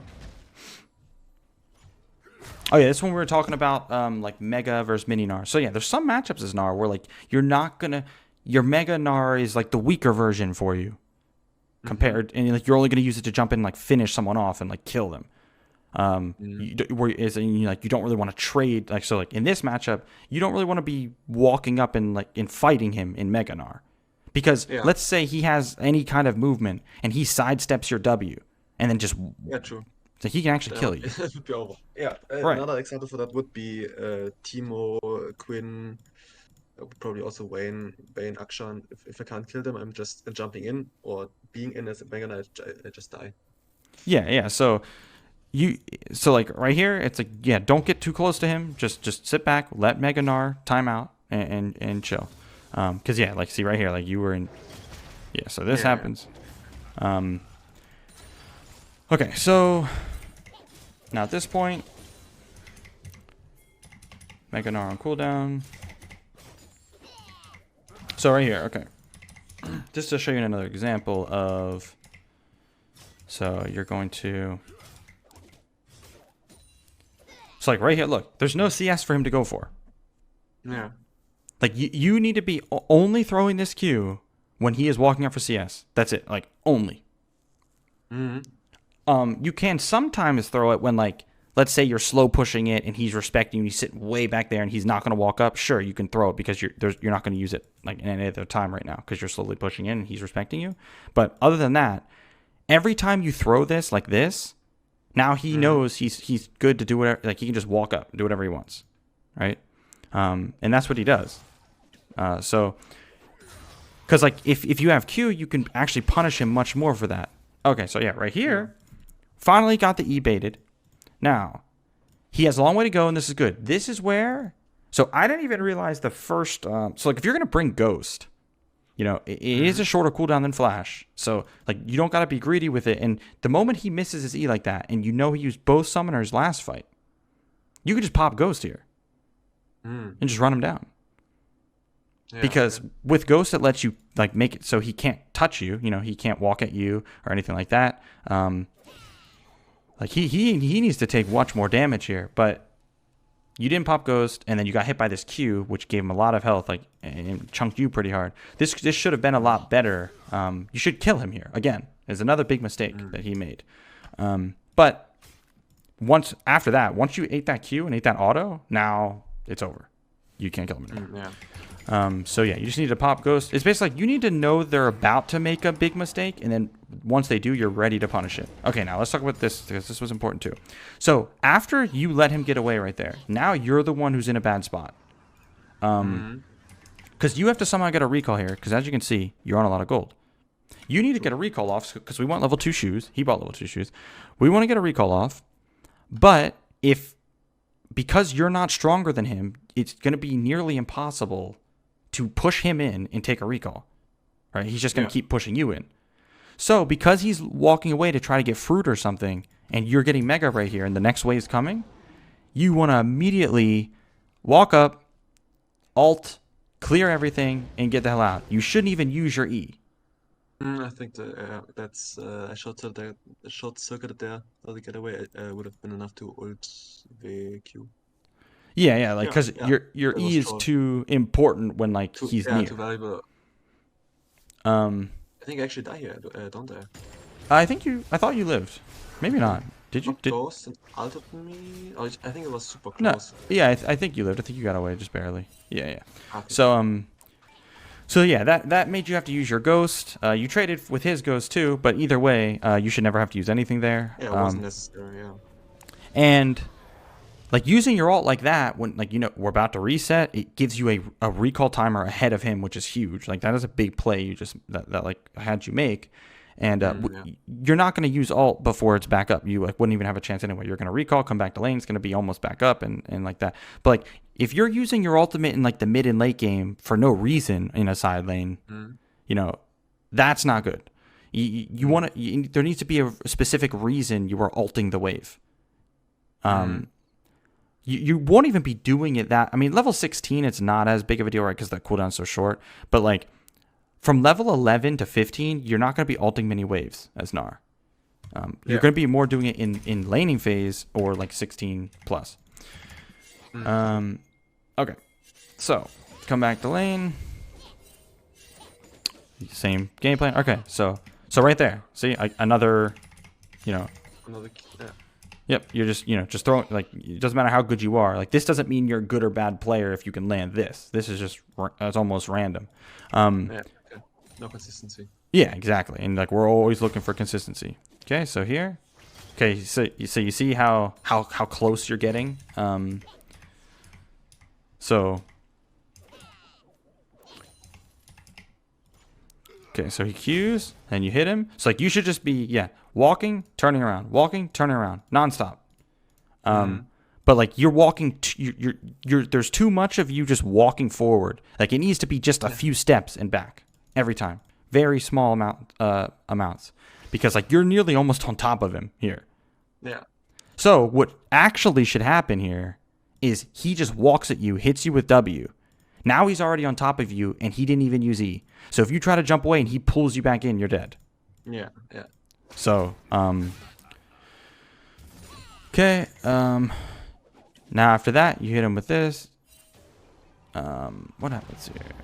Okay, yeah, you throw Q. It's okay to like throw Q there, trying to hit him, but what happens next? I think he walks up to you here. Yeah, so like right here, when he walks up to you, your Mega Gnar is about to fall off, right? So your Mega Gnar is about to fall off. He's walking up to you in your wave. He's like, you can ult him here. You don't have to, but you can if because like you're not fed right now. Let's say you were fed. Let's say you were like ahead of him or something. Then yeah, you definitely wouldn't have to ult him because you're gonna slow push. Like you're gonna do the play we talked about earlier, where you slow push it in, chunk him once, dive him, end the lane. But because you're behind, it's like you want to take almost any window he gives you to get some sort of like advantage in the lane, you know, so you can like some sort of control of the lane. Because right now he's totally in control, but if you can chunk him, that changes a bit. So yeah, you could just ult him here. That'd be totally fine. Because like yeah, you know, because like see now he's gonna push. See how he gets the push now? Now he can just walk away. If you ult him there, he needs to back off a bit or he's lower HP. So he can't crash. Right, it's a different scenario. Exactly. Yeah. Okay. Yeah, I guess I'm using my wave in lane and my ults either aggressive or just defensive when either I'm overextending and have to ult away a Fiora. I'm not in a way to correct the wave state or to force pressure back into my hand. That's something I don't do right now. Exactly. Gnar's not an easy champ. So, yeah, this is all stuff that almost any Gnar player that I've ever coached, you know, struggles with and like didn't know. So, yeah. So now at this point, I think this is where that thing with the brush happened. Probably. Yeah, I think that. Yeah. Okay. So you have to think, and you are a ranged, you know, champ in mini Gnar. Any range, this is a range versus melee like fundamental. Let's say I'm playing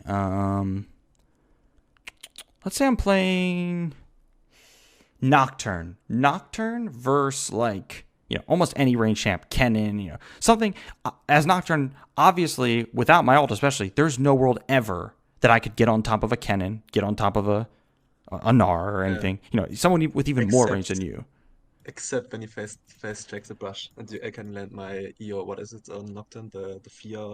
Right. So when I would play a lot of Nocturne mid, you know, one of the key ways I would kill, you know, a mage is shove the wave. A fight would be happening in bot lane, so I'd shove it, move over to right here. Yeah. They rotate over. Boom, they're face checking me. They are totally dead. So like you have to realize that since you're the range champ, you have to just at all costs prevent getting on top of him without him having, like, he needs to use E to get you on top of him. That you have to make sure that is the case always. Yeah. If he ever gets on top of you and he didn't use E, then you are like in a really dangerous spot. So, like, you don't have to check the brush with Q, nothing, because even if you know he's there, nothing changes. You're still going to be slow pushing, so you're getting zero value out of even trying to check it. He ended up being in there. I'm pretty sure. Yeah, he ended up being in there. I don't know if he could have been coming back from something, but either way, if he was waiting there, you could have been killed. You don't have flash, remember, and he does. So, I mean, let's just see if he actually could have killed you. He might have actually been able to kill you, but he was doing fucking scuttle. So, oh wait, actually, yeah. So, if he was waiting there, yeah, as you can see. Anyway, so that's a better Q because he's a little closer. So like if they're closer, it's okay to throw the Q, but like, yeah, the far ones when they're not going for any CS, not worth it. But if they're approaching you, so it's actually very similar to so Mundo. The way Mundo lanes is he walks at you. So like he'd walk at a Darius, right? Preemptively turn around. And then, because as soon as Darius starts to walk towards him, because then he'd hit Darius with Q to slow him and then walk away. It's like he makes you think you're going to be able to hit him, but then he slows you and turns around. Yeah. That is like kind of what you want to do. It's just it's more dangerous for you because you're squishier than a Mundo, right? I don't have a Mundo passive also. Right. So, but here we baited it out. You baited it out. So perfect. You hit him with Q, walked out. He tried to hit you with E. And I just want you to see here, no player at this elo is like going to be super careful with, like, no player in this elo understands that, like, if he just misses his E, he is like killable. They don't realize that because they don't die for doing it, right? So they are not gonna like really wait for the perfect moment to use their E, because I want you to see when he used it here. Look, and I also want you to see. Sorry, I want you to watch one more time very closely, because the whole walking at him just slightly and turning around. Watch how well it works here. Even though you might have even done it, you could have even been by accident. But I just want you to see. Okay, ready? Watch. You're gonna turn around here and then turn back around. Look how easy that was. Yeah. That's it. Yeah. Sure. Because like all you're doing is making him feel like he's under pressure, but you're not actually threatening to him. He just thinks you are. And then or boom. thinks you can kill me, maybe. Right. Like you're making him feel like you're going to hit him, but you didn't plan on it at all. You don't plan on hitting him at all. All you were planning on is trying to get that. Now it's party time. So let's take this a step further. It's not just a Darius thing. This works against almost. So let's say this is a Riven. You walk towards her, turn around, that Riven ease forward and presses W or something. Now she lost 2 cooldowns. You should be baiting cooldowns like this against anyone. Yes. There's just certain matchups. Go ahead. I would say I also do that I wouldn't say all the time, but a lot of cases. But there are a few champs where I'm a bit scared to do it because there are such tight margins. And it's also because I often ban Darius because I know exactly that it's tricky for me to dodge the E. So that's mostly a matchup I just try to skip. I would say, like, for example, Aatrox, Qs, or E, something that actually deals damage or is the gap closer, I try to bait that out. So I would say that's something I do, but I wouldn't necessarily say that it's successful most of the time. And that's fine. If you're trying to do it and you mess it up, that's okay. Like that. So one thing that you can try to do though is like you don't have to. This is why I was actually telling you this thing right here, where like you don't. It's not like you have to actually get into his range to bait it out. They aren't careful enough with it. Like you can do it so you're literally at 0 risk the whole time. True, like never even walk into the range. Just act like you're gonna walk into the range and then turn around. I think I'm making the bait too juicy for them. Yes. I always walk into the range. You're thinking you actually have to be in the range to bait them when you don't. Yeah. Okay, yeah. True. So, and then I also heard you say something. You said I try to skip the matchup. So are there certain matchups where you try to like go even in your lane? You just try to survive? Yeah, there are like, I would say 3 categories. There are those that I would consider absolutely unplayable / unwinnable, at least with my current skill level. That is an Ornn, Mundo not exactly, but definitely Ornn and how's the other one? Malphite. Okay, It's so completely this not doable. And skill matchup would be Darius, Fiora. Not Irelia is a little too over. well, so overpowered for me. let me stop you right there. So the reason why I'm asking this is not because I need to know what matchups you struggle with and stuff. It's because you need to take all of those matchups. You have 3 categories, right? Take all of them and put them into the winning category. You win versus everybody. Okay. There is no such thing as a even matchup or a losing matchup in low elo. Okay. So you should never be playing to survive. You should never be playing to go even. You should be playing to stomp them every time, no matter who it is. The hardest matchup, you should be playing to stomp. Because this game, if these players don't understand like basic fundamentals, and they don't, it doesn't matter what they're playing. It doesn't matter what the matchup is. You see what I'm saying?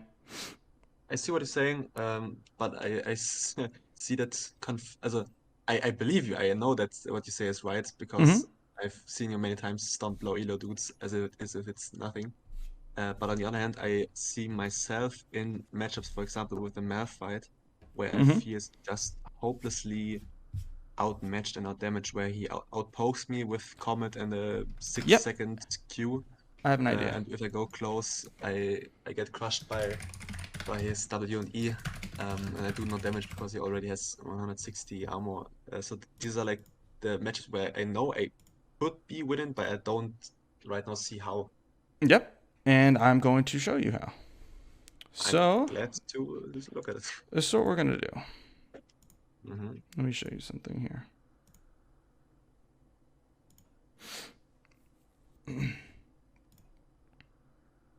Okay, so I'm gonna show you this VOD right here. We're gonna look at a challenger matchup of Gnar versus Malphite, where the Gnar wins. Okay, so because if a Gnar is winning in challenger, all that really means is it's actually not a Malphite. Like it can't be that bad of a matchup. But Yeah, if it's a good or bad matchup, doesn't matter. I'm just gonna show you. So let me switch screens here to this one. Let me show the stream. Where's window capture 2? Fuck. Second monitor. Okay. All right. So take a look here. We're going to just quickly go through this. So, because the way this matchup should go, I'll tell you, Gnar should definitely start D-Shield. He should slow push. And honestly, Malphite shouldn't even have that much counterplay. Because Gnar outranges him in like so. Gnar doesn't have a resource. Gnar doesn't have mana. Malphite has mana. He's obnoxious as fuck with Comet and like Q poke, right? But like when you have D shield, fleet, and the proper recalls, he will never ever have kill pressure.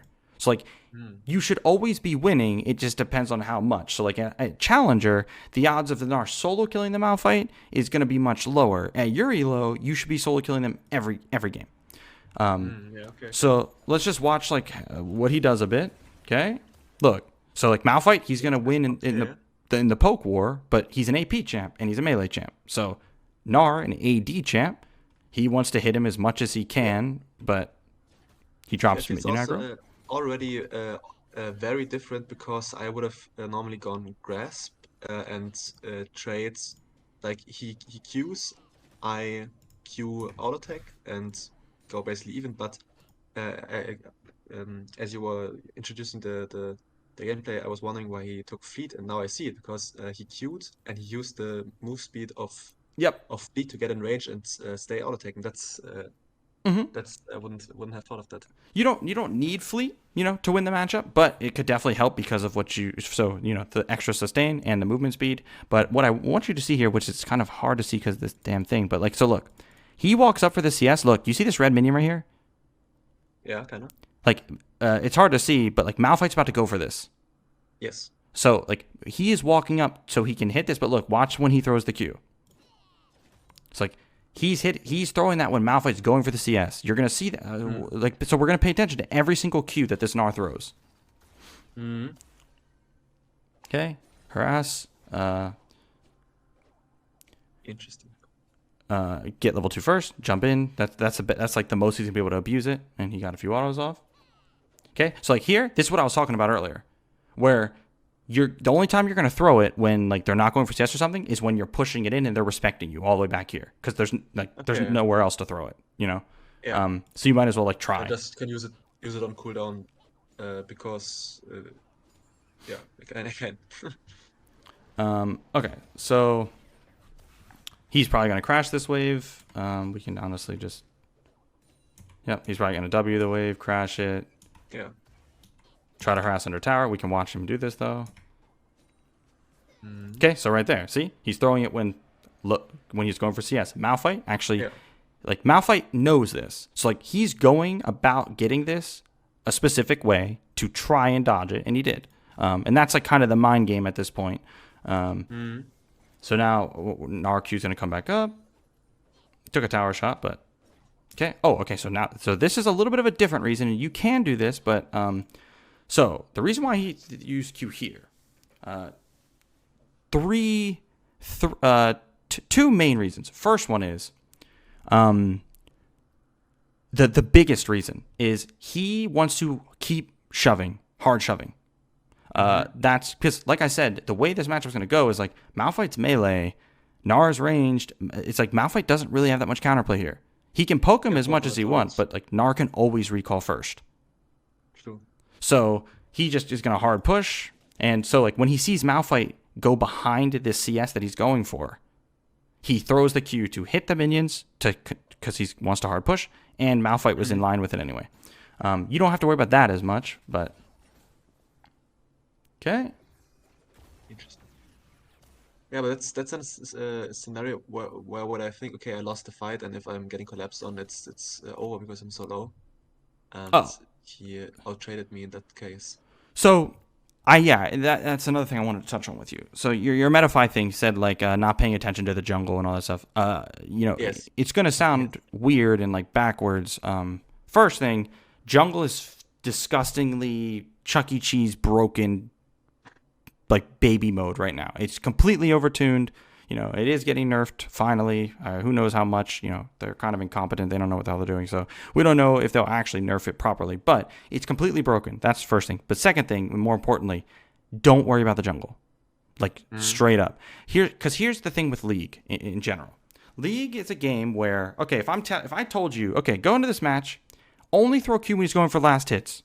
That's easy by itself. Okay, now I'm going to tell you, only throw Q when he's going for last hits, and I also want you walking in and out of his ability ranges. Okay, that's a little bit tougher. All right, now I want you to be tracking the enemy jungler, warding, thinking about the wave, thinking about cooldown. Once you put it all together, then, because that's what League is, like single concepts that are easy on their own, but all of them together, it overwhelms your mental stack, when you're trying to do it all at once.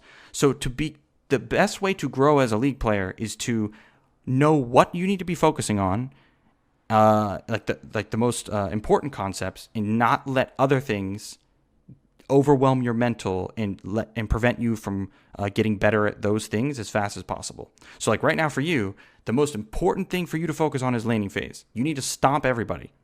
Now, so you should put all your mental energy into everything laning oriented. I don't even care if you don't ward at all. You literally don't have to ward.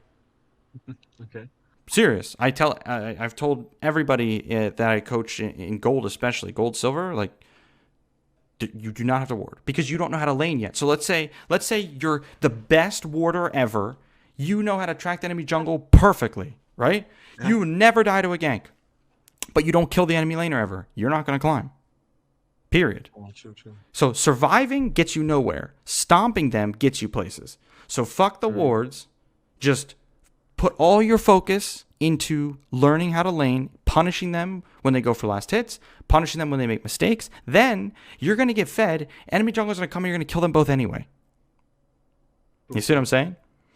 Yeah. And it can be hard to do this, but trust me. I've been doing this a long fucking time now. Trust me, like the process is super important when it comes to getting better at this game. The better your like process is and what you're focusing on, the faster you'll learn. But if you try to focus on everything at once, it's going to be a long journey, like really long, and you're going to improve too slow. So anyway, so he's going to keep pushing here. It looks like he's going to let it slow push back to him while Malphite has no mana. Or it looks like he's almost trying to set it up for a gank or something. But yeah, he was trying to set it up for a gank. Yeah. Good flash by Malphite. Really good flash by Malphite. And then he's probably going to shove this in recall.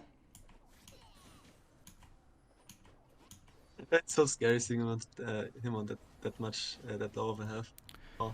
So as you can see here, right now, at a challenger level, 20 CS lead. Yeah, he has a very big lead. He is nearly like a kill lead. And as you can see, he can recall first because like Malphite should never be able to push him in because Malphite can't hit the wave like he can. So a matchup that you might think is like some unwinnable matchup is actually not even bad.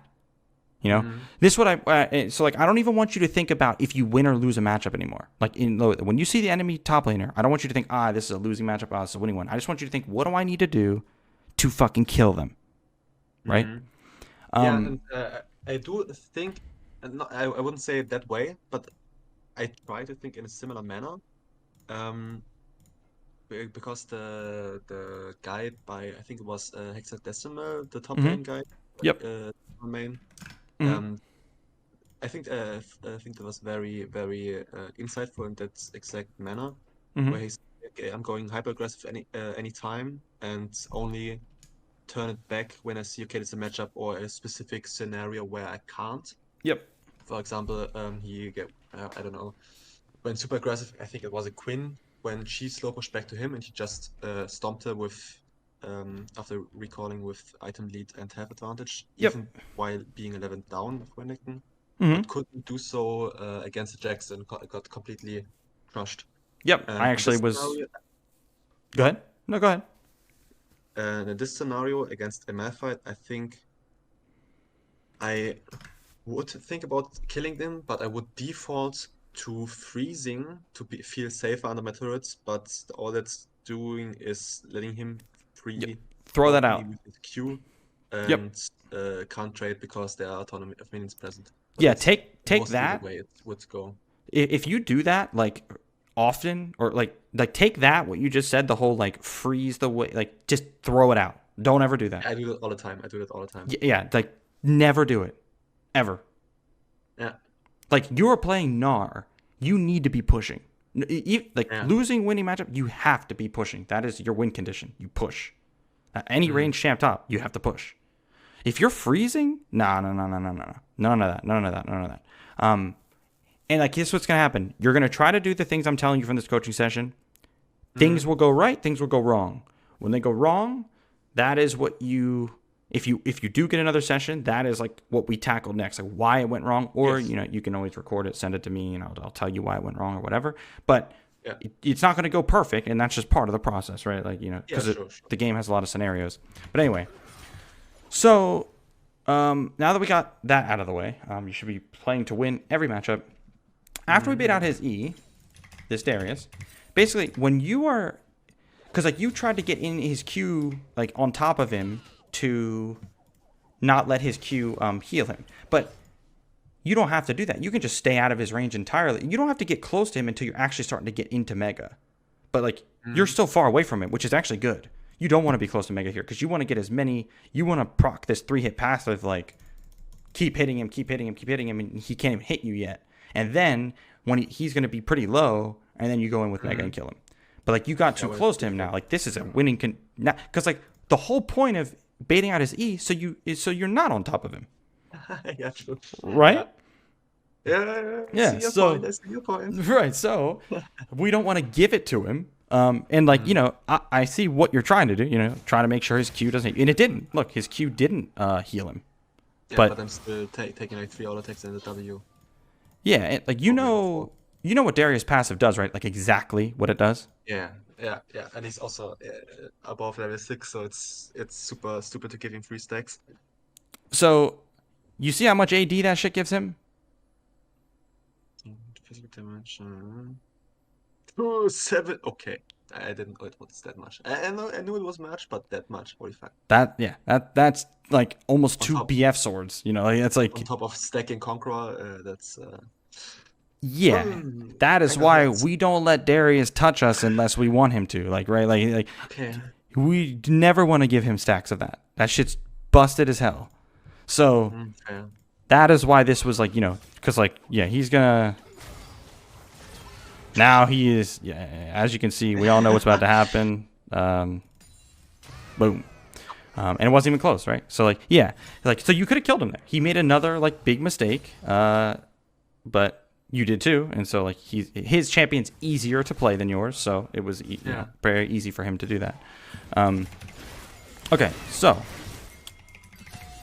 Now, after this, what happens? Can't even remember. Okay, so here.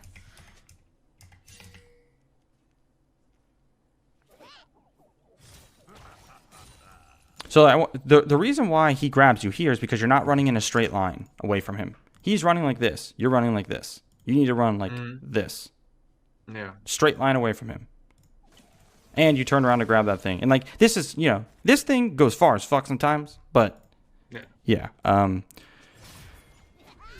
And also, it shouldn't be there anyways because I have no wave anymore, I think. Yep, exactly. Okay, so now you get, this is what, see, like, look how much damage your autos do when you get, like, 3 autos, 3 hit pass. That's, like, where so much of your damage is. That's another, this is why I was saying before, like, you don't have to get melee range, just keep whacking them with those. They do so much damage. Yeah. And then, Also, so, like, Q on top and denying him the movement. So, like, not just auto-taking him with the Q, but he can...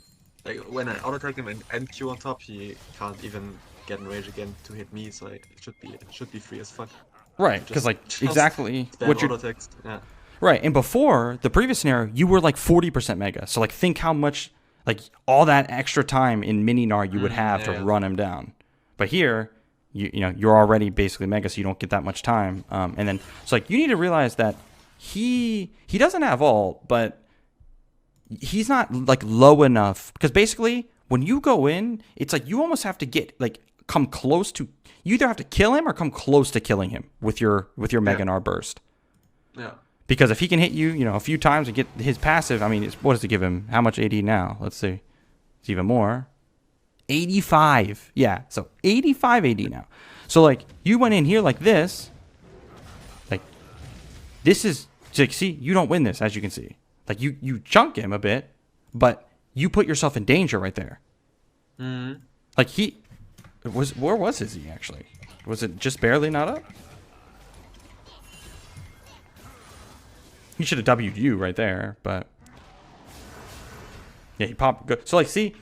Let's say he wasn't brain dead. Let's say this guy actually understood this scenario. You went, like, all in here. He just turned around, and then you turned on. What if he kited you even further? Yeah. And then he popped Ghost. Then you're dead. Right. Yeah. So, like... luckily for you, he turned around early because, like, he basically should kite you out until, like, like 2 seconds before this is up, and then turn around and all in, because then you would die. But luckily for you, his E was down for 2 more seconds. He didn't kite you out enough, but yeah, he could kill you there. So you can't just because you have Mega, doesn't mean you want to actually go in and do anything with it. Just take the half HP that you got, and then so right here. So, like, right here, you were saying you're just checking the brush. So, like, if I'm him, I've done this before to Gnar. If I'm against Gnar and I want him to face check me, I'm not just gonna stand on the edge of the brush. I'm gonna, like, hug the wall so when he throws it, it's not gonna hit me, or sit on the edge of it or something, right? Yeah. Okay. So Okay. that's the first thing, and then wait, no, I think that it might be later where the next thing happens. Oh wait, no, I wanted to talk about something. Ace mid and I. When did you ult the wave? Let me see real fast.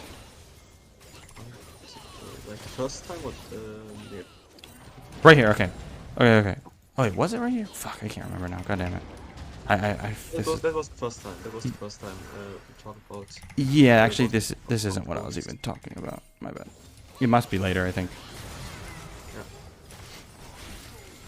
And also, with the shots gameplay we just looked at, I saw that I play way more aggressive when Mega Gnar's almost up, because I feel more comfortable, as I always have a stun and a slow and another stun and a lot of damage with the ult.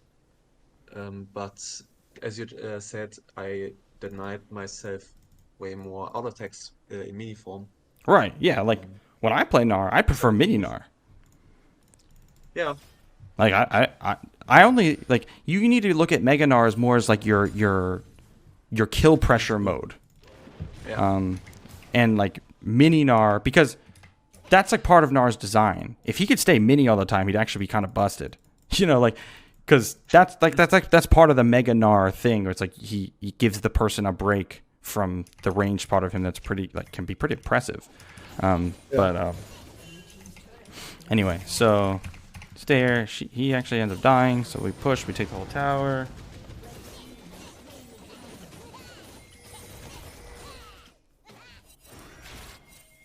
We make sure to reset this wave instead of, because like you can't push any further, because I mean look how dark it is, right? Like, yeah, we just spotted like 3 people in our jungle. So we can just reset by. Should have been a little bit faster out of base, but it's fine. Yes. What happens next? Oh wait, I think this is it right here. Okay. Okay. Yeah, so right here. So you throw Q at him in the brush. Now, let's say he ran out of the brush right here.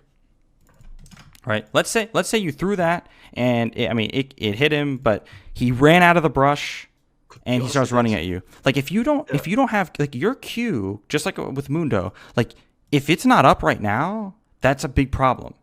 You need it right now if he comes out of this brush. That's like if basically what I'm saying here is if I was you and I have a feeling, okay, he might be here looking to cheese. I'm going to walk up to hit the wave, and if he comes out, that's when I'm going to have my Q. I'm not going to throw it at the wave. I'm going to wait for him in case, and if once the coast is clear or whatever, then. But basically, you need to realize that he could come out of that brush, and if he does, you're just going to start kiting him. Because the problem is, you didn't hit him with Q yet. You need to hit him with Q so you can start kiting him. There you turn around, like literally, like he doesn't even have to use E here. Yeah. So too late. Yeah. Like you don't have to run towards your tower either. You can Q him and just run this way. Like you when he came out of the brush, you could have ran this way. He doesn't have a tower over there. You can kite him endlessly. He doesn't even have ghost. So like you made this easy for him. He didn't even have to use E. He could just walked up and W'd you and then E'd you when he needed it. Okay. Okay, so yeah. And because of this, so look how close he got to death, right? It's very, very similar to the first kill you missed. It's like if you were just like it's all about like mentally preparing for this scenario if it happens. Okay, if he comes out of the brush, I'm ready to start kiting him. Okay, here he is. Hit him with a Q. You hit him with a Q, walk a step towards him, turn around. If he uses E, that's it. It's over. What can he do after that? True, yeah. Like that. In these situations, I'm too cautious because I feel like, there's no wave. He's not in the wave. I have to wait till it gets back to the normal state, quote unquote, so I can normally poke him again. But I'm not mentally in the state where I think, where I just run into him, where I feel like, okay, I'm gonna kill this guy now. That's Right. not something I think about right now. Yeah, so like especially because he has no tower. So like think about how like him committing to this right here. Think about how risky that is for him. Like he has nowhere safe to run to. He is all into Gnar, and here's the thing. This right here, you walking towards him like that, he can hit you with W from here. Him using that's such a massive mistake. Huge mistake. Yeah. Like a good Darius player is like if I could even pull up a VOD of like Darius versus Gnar, and you'll see the Darius be much more careful with their E. They know how important it is. So here, if you're mentally ready for this, there he is. Hit him with Q. Like you should be nice and calm. Think about what he had, like especially if you know they have no sums. If they have no sums, you should not be stressed out. You should be chilling. Oh, here he is. I hit him with a Q. Slow him by what? What is it? 35%. Huh? Like, what can he do? You can literally just BM him. Hit him, stand still. He walks up, you take a step back. There's nothing he can do. Yeah, okay. So, especially if you play the footsies game and like walk towards him and preemptively turn back and he whiffs E, then it's actually no counterplay anymore. Right? So here, because look, when did you actually start hitting him? You still haven't hit him yet? Still haven't hit him? Now you start hitting him. So if you were hitting him that whole time, he wouldn't even have survived through this burst right here. He would have been dead right there. He would have already been dead.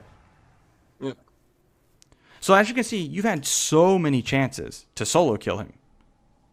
It's just coming down to like these small things and like understanding how this matchup goes and baiting out his E, punishing him when he's overextended, stuff like that. So anyway, you're gonna shove this. We're gonna go bot lane. Silas shows up.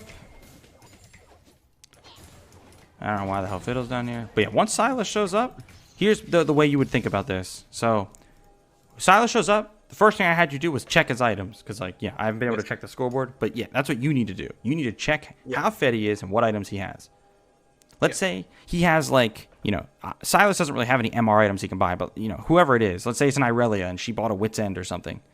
It's like, oh, okay, I itemize very well versus her right now. I have armor shoes. She could be 3-0, but if she only has a Wit's End, a lot of that gold is in MR, whereas your gold is in armor. So you could try to fight her. That's just like a random example. Okay. But here, you have no MR. That guy is very fed with magic pen item. He will explode you. Yes, absolutely. So your only option here is to either recall and go to top lane. You could rotate for a fight in mid lane, but there's nothing really happening over there, and it's kind of risky. You guys have no vision or anything. Or your other option is if you think he's going to clear this wave and leave, you could just sit in the brush and wait. But the odds of him, but that really shouldn't happen. He's so fed, he should know that you can't even be in the lane with him. So, like, he should just keep pushing all the way, right? Yeah. But anyway, those are your 3 options, and that's why I said, yeah, just get the hell out of here. Don't even come close to this guy. Let's just go somewhere else. Because, see, yeah, he pushed another wave, and there's nothing you can do about that. So now we go for this guy. Now, this guy trolls. Again, it's like, look at this guy. Disrespecting the hell out of you. This much HP. All the way up this far. And then he even walks back up. So now all you have to do here, again, you don't have to hit him. You just got to make him feel the pressure. Make him whiff that E. But because you threw the auto, see, if you moved to the same spot but didn't throw the auto and then turned around, you wouldn't get hit. But because you threw the auto, you got hit. And then here, you try to just go in afterwards. So, like, right here, you don't have to go out. You, don't have to pop Mega early. You could be perfectly fine sitting in range form here. Yeah, and we're getting a few more auto attacks. Because you have E. You're totally fine. So just keep autoing until, like, you're basically forced to come out of range. And then, because you want to get him as low as possible so you can kill him with your CC. Remember, that's what I keep kind of talking about, where it's like it's the way to finish them off. It's not really like a trading form, because once it's gone, like, you have nothing left. Like, once you go into Mega and use your alt and your W and your Q, you can collect it and throw another one, but, like, all your big burst is gone. So anyone who, if it's a Jax, Darius, Camille, anyone with, like, extended trade, anyone who excels at extended trades, they're going to win from that point if you don't kill them. Right? So you want to wait as long as possible to go into... Because, yeah, look, see? Again, another scenario where he dies if you just kept hitting him, auto-attacking him first, and then went in and finished him off. Yeah, true. So, like, and see, it was close, but it actually wouldn't have been close at all if you played that right. So you're kind of starting to see here how like, many free opportunities it was to kill him. It was just, misplaying by going too early. Very much. What happens down here? Ah, yes. So Darius shows up. Now, it's you and Kaisa. Now Rengar's coming. We see a Mumu in mid lane. We know Silas just died. A Mumu is in mid lane, and Rengar's coming. So, like, you should just be stacking up Mega and diving this guy. Because he's griefing. But it took you a little, because, like, you start running here. You should just be hitting him and just getting into Mega and then just ulting him straight away. I don't know what the hell Rengar is waiting for, but as you can see, that was a very free kill. That guy was griefing. Kai'Sa will take that. You go to top lane. Alright, so we're almost pretty much done with this VOD. Oh yeah, so this is where you did it perfectly. Now watch how easy it was when you, like, actually did it. So you walk at him, and then as soon as he turns around, or well, as soon as he's gonna turn around here in a sec. Yeah, see, that's much better. In like, if they're not biting, it's okay. Like, they will. Trust me, they will. So I think you're gonna do it right here. When he, when he goes into the brush. Look at that. It's beautiful, isn't it? It's just free. It is. We call that footsies. Like that's because that's all. Because, like, you never were in any risk there. You're never really at any risk. All you have to do is just face him, and he will press it. And look, All you did was walk towards me. You're not even in range of it yet. Look, you turn back around. It's like... And also had the move speed from my W. That's also made it a lot easier. I think otherwise I would have been hit. Yeah, and that's another reason why it's hard for Darius, this matchup. It can be hard. Yeah. And that's why, you getting hit by it as much as you have, that makes the matchup so much harder because it really shouldn't be easy for him to hit it. Yeah, definitely. But now you know what to do. Now the problem is after he missed, you fucking face checked him. Yeah, you keep like the few times you have baited out, you walk on into melee range right afterwards, and it's all waste. It's like you just have to ward this from max range because he's trying to brush cheese. Yeah. So, yeah, you just needed to ward that, and then, and then the Starbreaker was nice actually. Yep. And look, you made him use flash, and you still got away. So like that was a net win for you, but it could have been a kill or something better, obviously. So yeah, the reason why we don't have you do anything here is because it's super minions. It's gonna take you a while to kill him. Inhib's already gone. Yep, Inhib's gone. Team is dead. Yep, nothing you can do. Ult's down. So instead, let's get a head start in pushing top lane, or even try to catch Darius like overstaying to push another wave. Yeah. Because like here you were saying, but like isn't Zach like what if Zach could come over the wall? The reason why I knew he wasn't there. Yeah, so like watch. You don't even like you never even watched him, but like you could just look at the minimap from here. Like watch, look at the minimap. Right? So like and Ezreal's down there too. It's like obviously they're definitely going to bot side to go for that tower. So you should be alone up here. If he's here, then fuck me, right? Like, okay, whatever. What the hell is he doing up here? If he's up here, then maybe your teammates make a play down there. Because they have two here. But yeah, it's another. This Darius basically was just begging you to kill him for like 25 minutes straight. Yes. Because he actually shows up again here, this guy, this cocky motherfucker. Half-Life. Half-Life with almost no mana. Okay, whoever, but... So only issue with this is like it sucks that you are like you can't actually just go in here. Yeah, like so that's why I always prefer mini Gnar in a situation like this. So your goal here is to keep him interested, but don't all in. You cannot commit yet. Yeah. So what you want to do is, like if he's walking at you, that's good. Now just turn around. You literally do not have to hit him right now. You just want to get your Mega Gnar ticking and like try to get out of it. You just need to survive until mini Gnar, basically. So if he walks to you, you can just walk away, and then now once he gets close like this, now you hit. So if you just walked away after that, that would have been perfect because then you just kite him. Yeah. But then he hits you with this.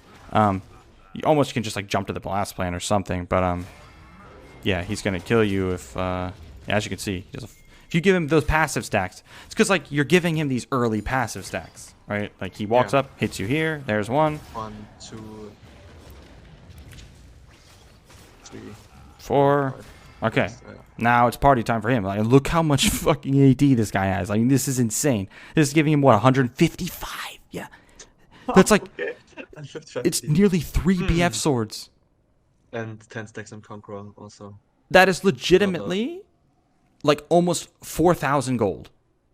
God damn. It actually is 4,000 gold. It's more than 4,000 gold. So that is why you do whatever you can to prevent him from getting passive stacks. That's all. Because yeah, like Mega Gnar doesn't mean shit to Darius unless you can actually kill him with it. And there's gonna be a lot of matchups like that where like you don't go in unless the Mega Gnar will kill them. Matchups where that doesn't apply are matchups like tanks. A lot of tanks, well, some of them, not all of them. Like Ornn, for example, you don't really want to go in on him. You want to play the kiting game for him. But like Maokai, you can just jump on. But either way, you kind of get the idea. Yeah.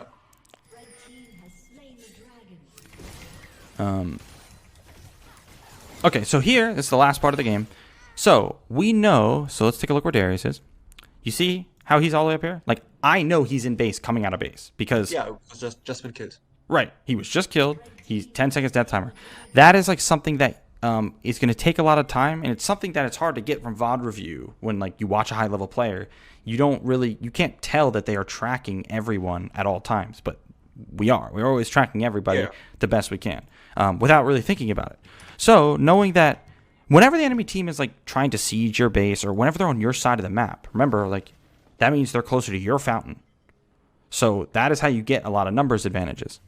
That's how, like, you get 5v4s, 5v3s, or whatever, if they don't respect that their entire team isn't there yet. So we know, that's why I said right here, like, just go in. If this Mumu stays, if you get here and Mumu's still here, just jump in and go in. He walked away, though, and then now they're sieging this. Like, when you guys are losing this bad, you need to take any, like, advantageous fight that you can, because it might be the best you're going to get. So right here, that is that example. Okay, we're losing. Their Darius isn't here. This is the time to do it. So I would have had you run over here, build up Mega, and just go in. They actually did it for you. Going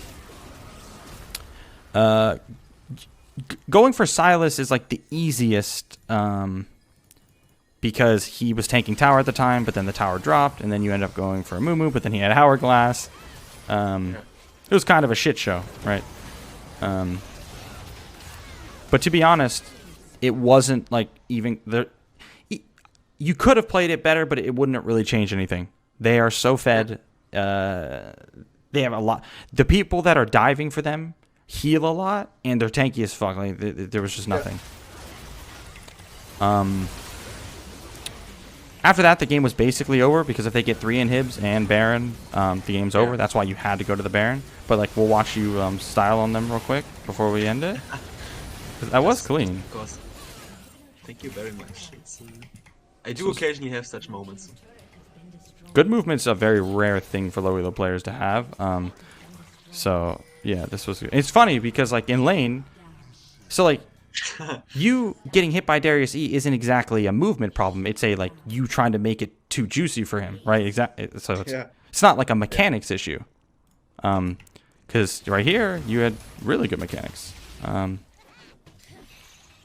But also something I'm currently working on getting the footsie scheme, because that's like so much of Gnar's kit is the right spacing. Yes, exactly. And that's what I want to fully utilize.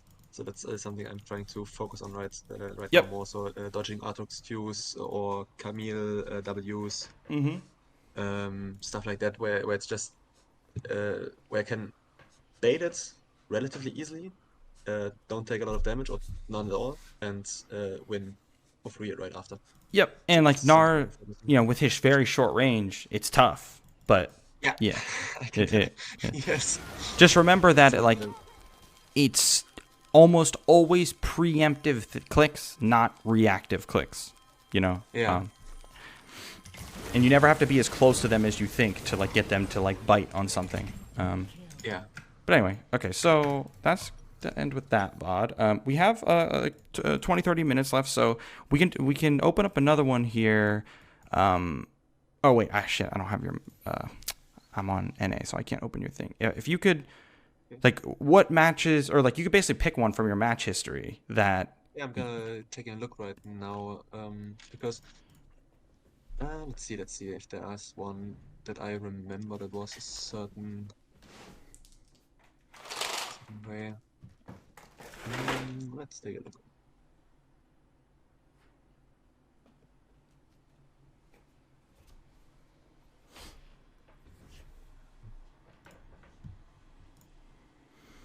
Go with.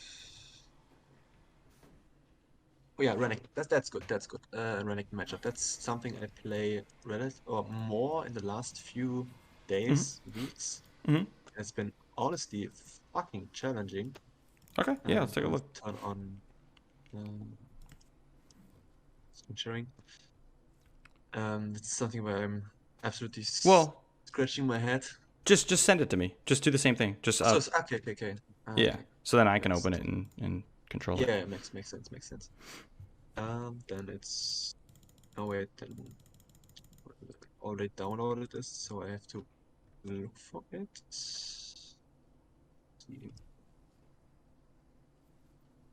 is it?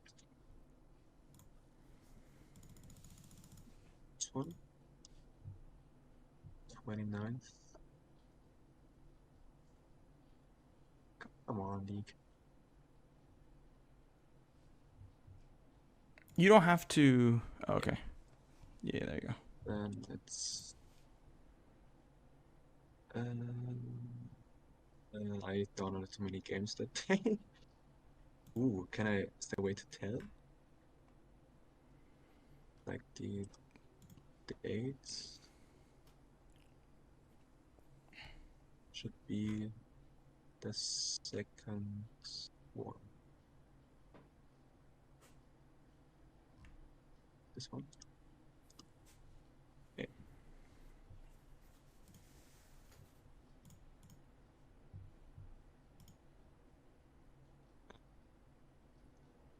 Wrong. What is this?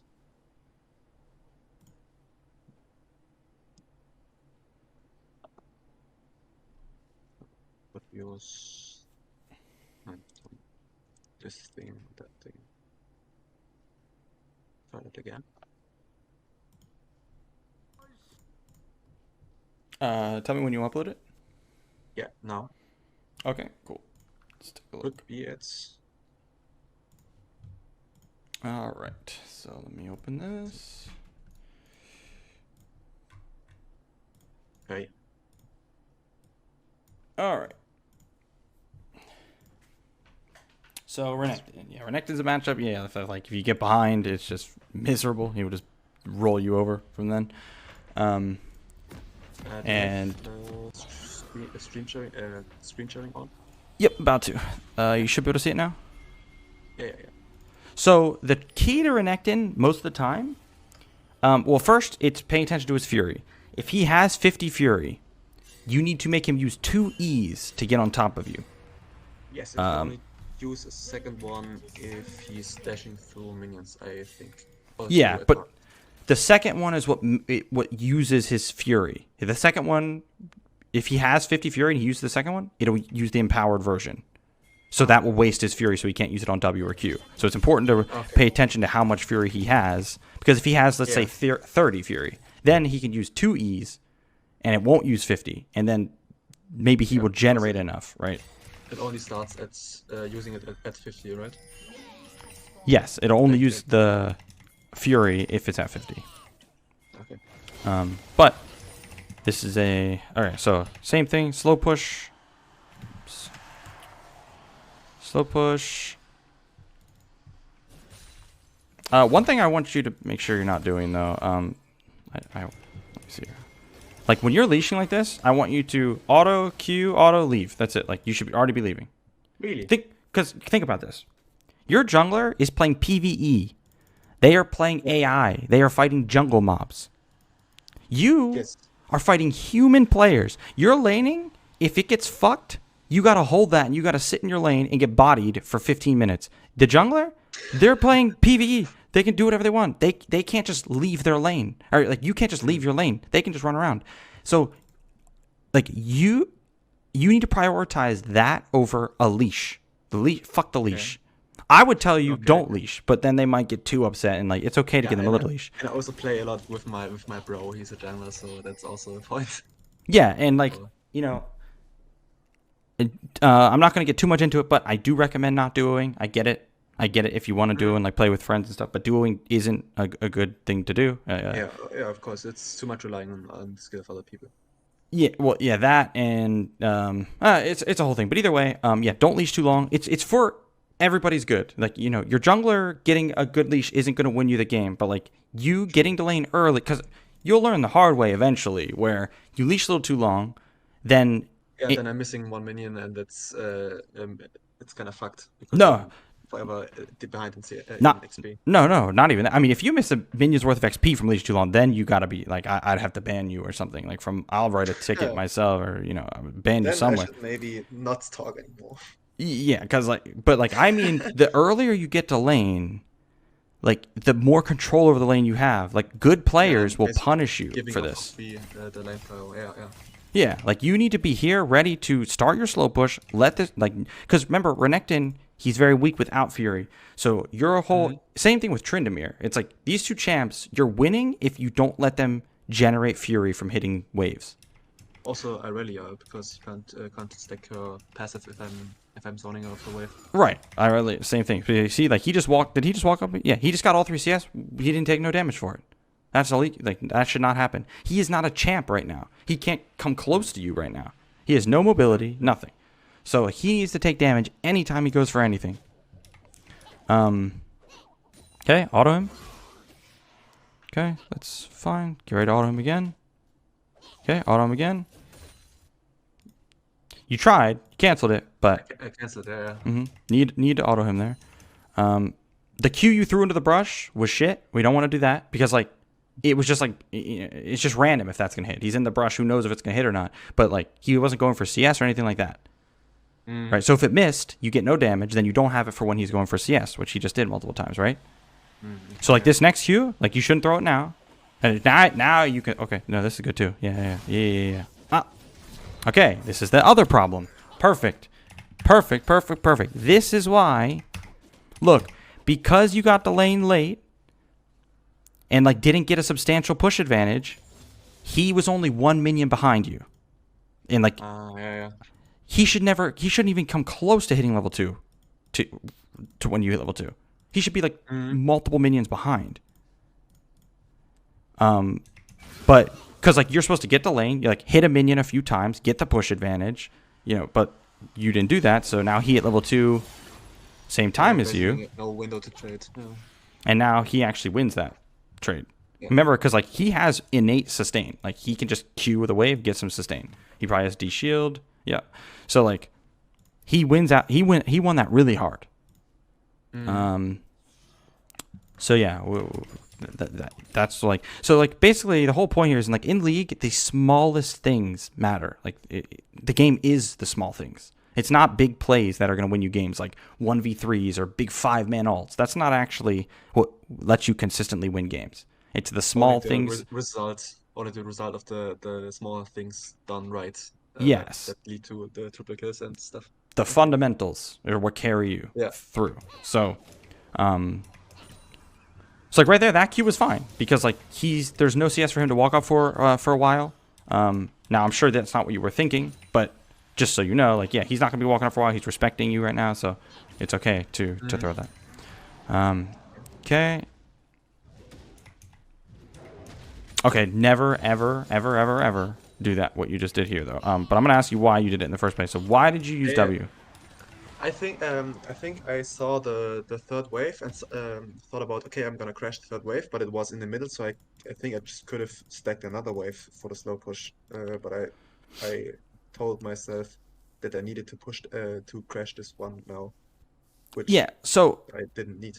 No, that's okay. It's okay to think that. That is actually a fine decision to make. You just need to realize you can't.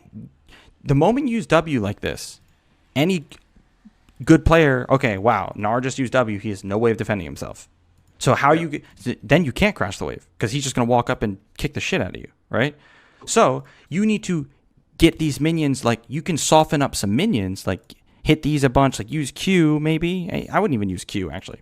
But like, you can hit the minions and then if you kill a bunch of them and then use W, it's different. Because then if he wants to come in and fight you, he has a whole army to deal with.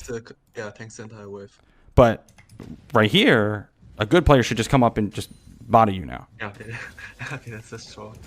So yeah, like every time you use an ability, that leaves a window open. So basically, you need to know if I'm leaving that window open, am I actually in any danger after using this? Yeah. Anyway, something I started to exploit in the other player, but I'm not considering myself that I myself get vulnerable by using it. The only ability I think about that is with my E because it's such a long cooldown, such an important escape tool. But everything else, I don't have this awareness yet that it's also an important cooldown to keep in mind. So why did you reset here? What was your thought process? That's the default because like we talked about before, the challenger now that poked the Malphite, that's something I don't don't feel exactly comfortable with because I tried it a bunch of times. Um, for example, against an Irelia, which is like against an Irelia, a Yasuo, or Yona, where I try this and then basically troll because the wave is gone and I'm still staying there and they all in me and run me down. Yes. So So yeah, that's this is a very common thing. yeah. Like So low the players. I'm not trying it anymore. Yeah. So because this is the problem. This whole game plan of wave is even first. I'm going to get the push advantage, slowly push it in, harass with my big wave. That is something that, like, you go step 1, step 2, step 3, reset, back to step 1. You have to get the push advantage again, get the minion advantage again, then you go back to harass. It's like, you have to start the process over every time. Where low the players mess up is they do this part, then they don't respect once the wave is thinned. They don't respect once the wave is like this big, this red wave right here is like almost gone, and then Irelia will just all in and run you down the lane. You have to like respect them at that point. But while they're farming under tower like this, that is when it's party time for you. That's when you can hit him every fucking time he goes for something, right? So if he doesn't understand what he's doing, and he disrespects and takes too much damage, like farming this, right? Then he won't have enough HP to kill you. You see what I'm saying? So, like, you need... And if he does respect you and you only poked him to, like, half HP or whatever HP, then you start the process over and you build the wave up again and go from there. But there's no reason to recall here. Yeah. If he was full HP, remember, like the Darius, it's a little bit different. But this guy's not full HP. And he has a big wave he has to farm. So, like, all you're doing is letting him breathe for no reason. Yeah, and I also probably don't have any significant buy instead of, or just a longsword or something. Yeah, exactly. There's no, like, you're just giving up all the pressure you have in the lane for nothing, for a longsword. So, yeah, definitely don't want to be just, like, default recall. And in this elo, it should, like, almost never happen. You should almost never have them under tower and they have full HP, so you have to recall because they don't. I've been playing so long, it's never happened. No one ever knows how to play the early. From platinum and below, I kill them or win the lane between levels 1 and 3 95% of the time. Because there's a lot of that goes into these levels, and it's difficult. It's not easy. That's also what's being told in the guides most of the time. But I have my brain most of the time on the I gotta cheat a recall. I can get a longsword advantage, but then he just crashes the wave and there's no advantage at all. Right. Yeah. So it's most of the time going that way. So from watching, you've been a Skill Cup subscriber for how long? Looking videos like on YouTube for months, like probably a year Okay. at least, and the servers like for 3-4 months, something like that. Have you watched a lot of like my top lane videos? I don't know if your top lane videos, but definitely a ton of your videos. So there obviously there probably would have been a lot of them in there. Okay, because like basically. I've never in any of my videos, I have never said you should be trying to cheat a recall like all the time, ever. Yeah. Because basically you're skipping too far ahead right now. Yeah. Cheater recalls are literally like the whole benefit of them is they were created for high level, very high level, like almost challenger level because people understand how to play the game there, so they don't give you any openings to do anything. So you get a free advantage by getting the push level 1, crashing 3 waves, getting an item advantage. That's the best you're going to get. That'll never be the case on low elo. Ah, okay. You can get way more than that because they don't know how to play the game. So you can abuse them at level 1, you can abuse them at level 2, level 3. Then they're under tower. Before they know it, they have no potion. They're basically about to die, and then they don't know what to do. They either overstay or they take a bad recall, lane's over. Right? Yeah. So yeah, you should never be defaulting to like a cheater recall. You should always be trying to kill them. Now this right here, it's like he could have punished you for this. So like freezing this, honestly, isn't like freezing this. All it really should do is make him walk out walk you Yeah. into the tower, and then, I mean, trying because like the thing is, see like look how much damage the minions are gonna do, but he does take the recall, so it does punish him for doing that. But as you can see, look, even when you make the wrong play, he makes the wrong play, and now you get a lead. Like that's like the level of knowledge they have. Yeah. Okay.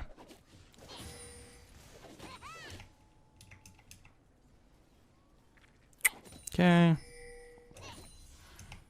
If my mouse doesn't stop going off the damn screen, oh my god, this client.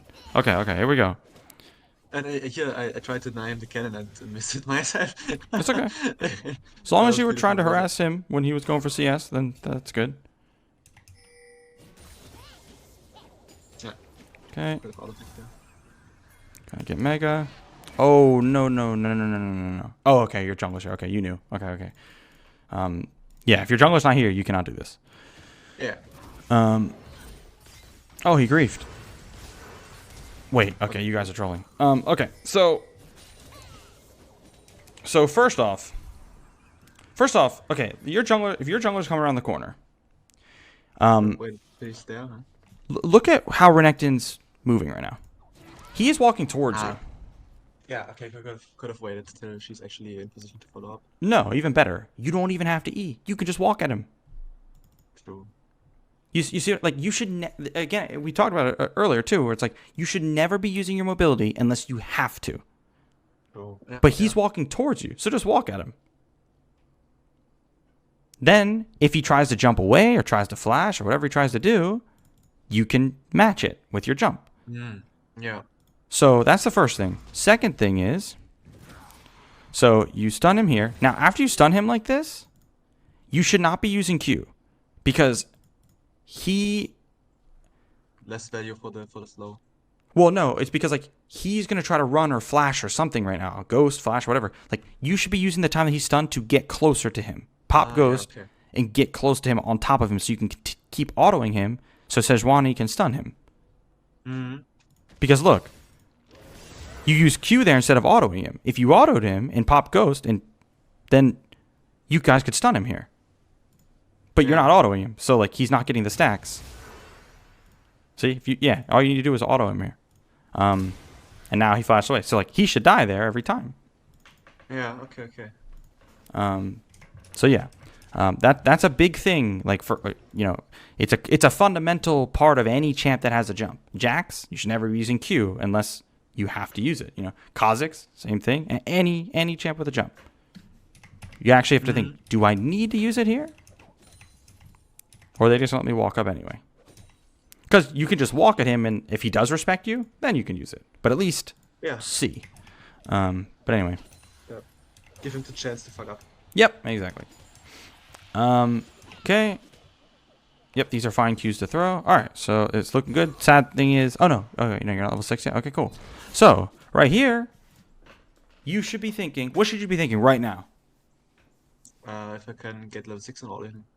And I think I actually dive. Is it another game? If it's the one I think about, I think I dive him thinking I'm only 1 CS away from 6, but then he actually gets it for me. But I'm not exactly sure. Okay, I so should be thinking about getting level 6, maybe harassing a bit more, and then diving or killing him before that. Describe me exactly what you should do right now. Exactly. Basically slow push, continue, harass for every CS he's going for, and poke him as low as possible, crash the wave after. Yep. Harass even more until I'm Mega Gnar. When the wave is too much gone or he's too much health, repeat. Otherwise, if he's low enough, ult, kill. There we go. That is what I wanted to hear. So yeah, I wanted to hear, like, harass him, then the key, crash the wave, then kill. A common mistake is like trying to kill him here. Going too early. There's no rush. Under tower, it's easier to kill him. Because if he's under tower, you can like turn on Mega Gnar and just walk in. Tower's not going to hit you yet if you crash the wave, right? Like you can just walk up right next to him and just explode him.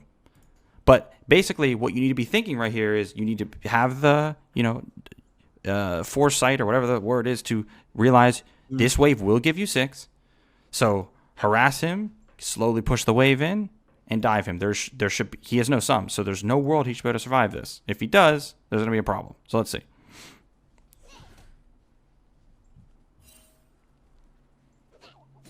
Okay. Shouldn't be so far back. I think I should be more forward. This is fine. What you're doing right there. So like right there, that was fine. Walk up and try to hit him with a Q there.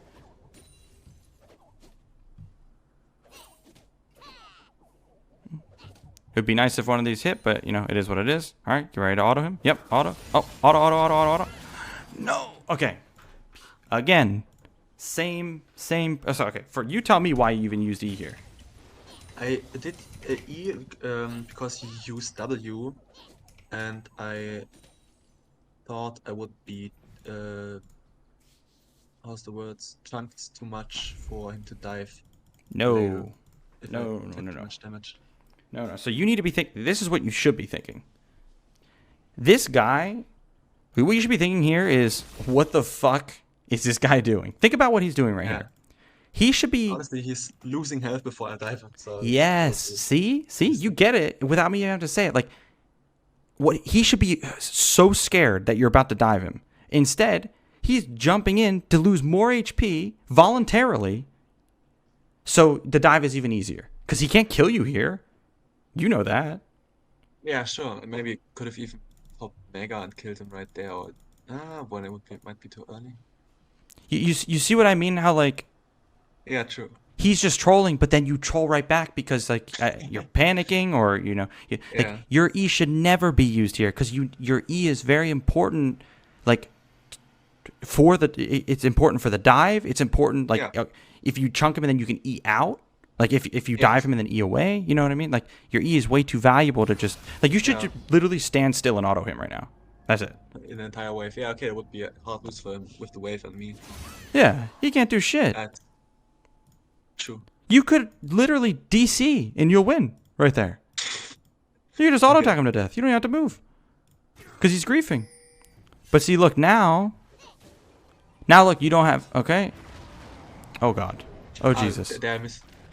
Ah. I missed the Q. I would if the Q would have hit, then I would actually kill him. But that's.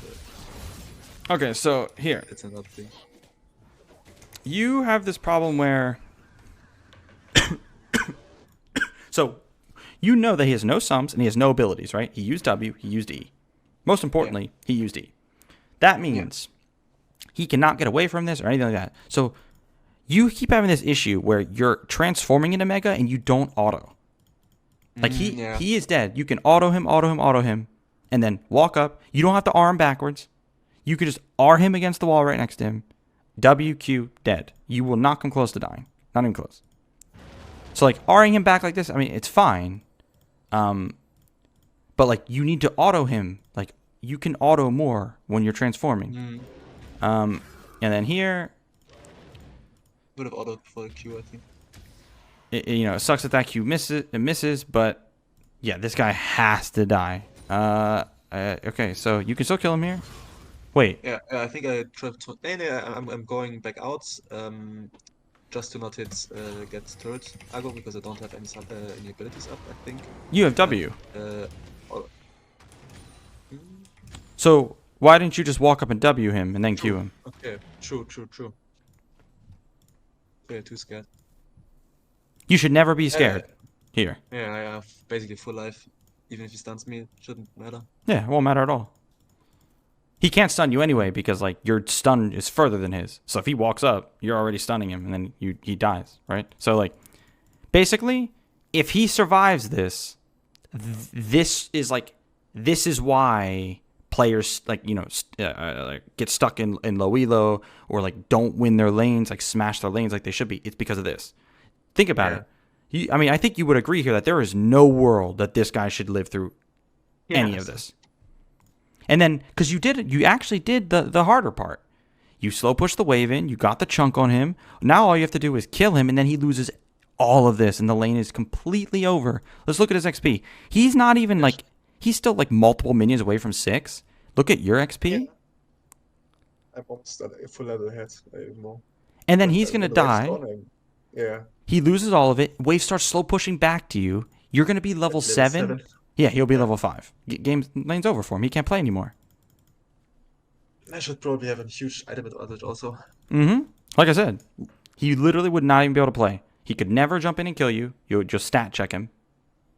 It's Renekton. You know, he needs to snowball. True. Like, he's made all these mistakes, and he's just still surviving. And then you do this. Okay, tell me he dies. Oh, he's 6. Oh He no, can... that's Yep. actually where he kills me. Oh Yep. no, it's actually that. Yep.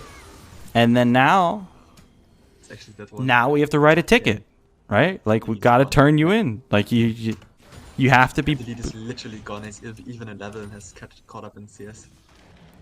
So you can see here how, like, this is a common problem that I always talk to people about in the wheel. Like, this game, if you let them survive one big mistake, okay, you let them survive another one, eventually you're going to be the one that makes the mistake. And then you die, right? Like, you can't let them live this long, because then eventually you make the mistake.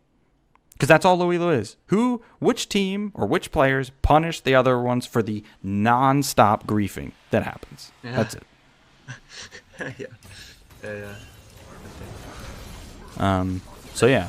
Even if I hold my abilities there and not take turret aggro, I would have killed him probably also. Even after he hit 6. Maybe, but yeah, his level 6 is a big power spike. You know, like he does get pretty strong. But Yeah, but even all of when it's- he engages, I throw a Q at him and gets aggro, so it could have still yeah, turned but and killed. it's basically, you know, it literally is completely like irrelevant. It should never ever get that far, and it's not even worth trying to, you know. True. It's just. But I know what you're saying. Yeah. Okay, so like lane's not completely over yet, but It got way harder than it needed to be. yeah, and now he has armor shoes, so the spacing gets a little tougher. So as you can see here, you haven't really had any struggle yet. You know, it's been pretty easy until right there. Now it might get a little hard. Okay, what's happening here? Oh, you got too scared? Okay, so right here. I wanted to all in with Marker because I knew I could kill him, but maybe I didn't gone too far back because the Q that knocked me bad was then a little too much distance. Yeah, like you ended up getting afraid of the Renekton, but like Yeah. Think about what Renekton has to do to, like, he doesn't have ult. So, and he can only use one E here. He can't even use 2. He can only use 1 because no minions to dash through or anything. So he can't even get on top of you. And like Sejuani's right behind you as well. So like you should be going in here. This guy should have died. Another person that, like, I mean, he has flash, so he should live from flash. But if he doesn't have flash, like, he has to die. But you wouldn't have killed him. You see what I'm saying? Like, you're letting these people get away with murder. Yeah.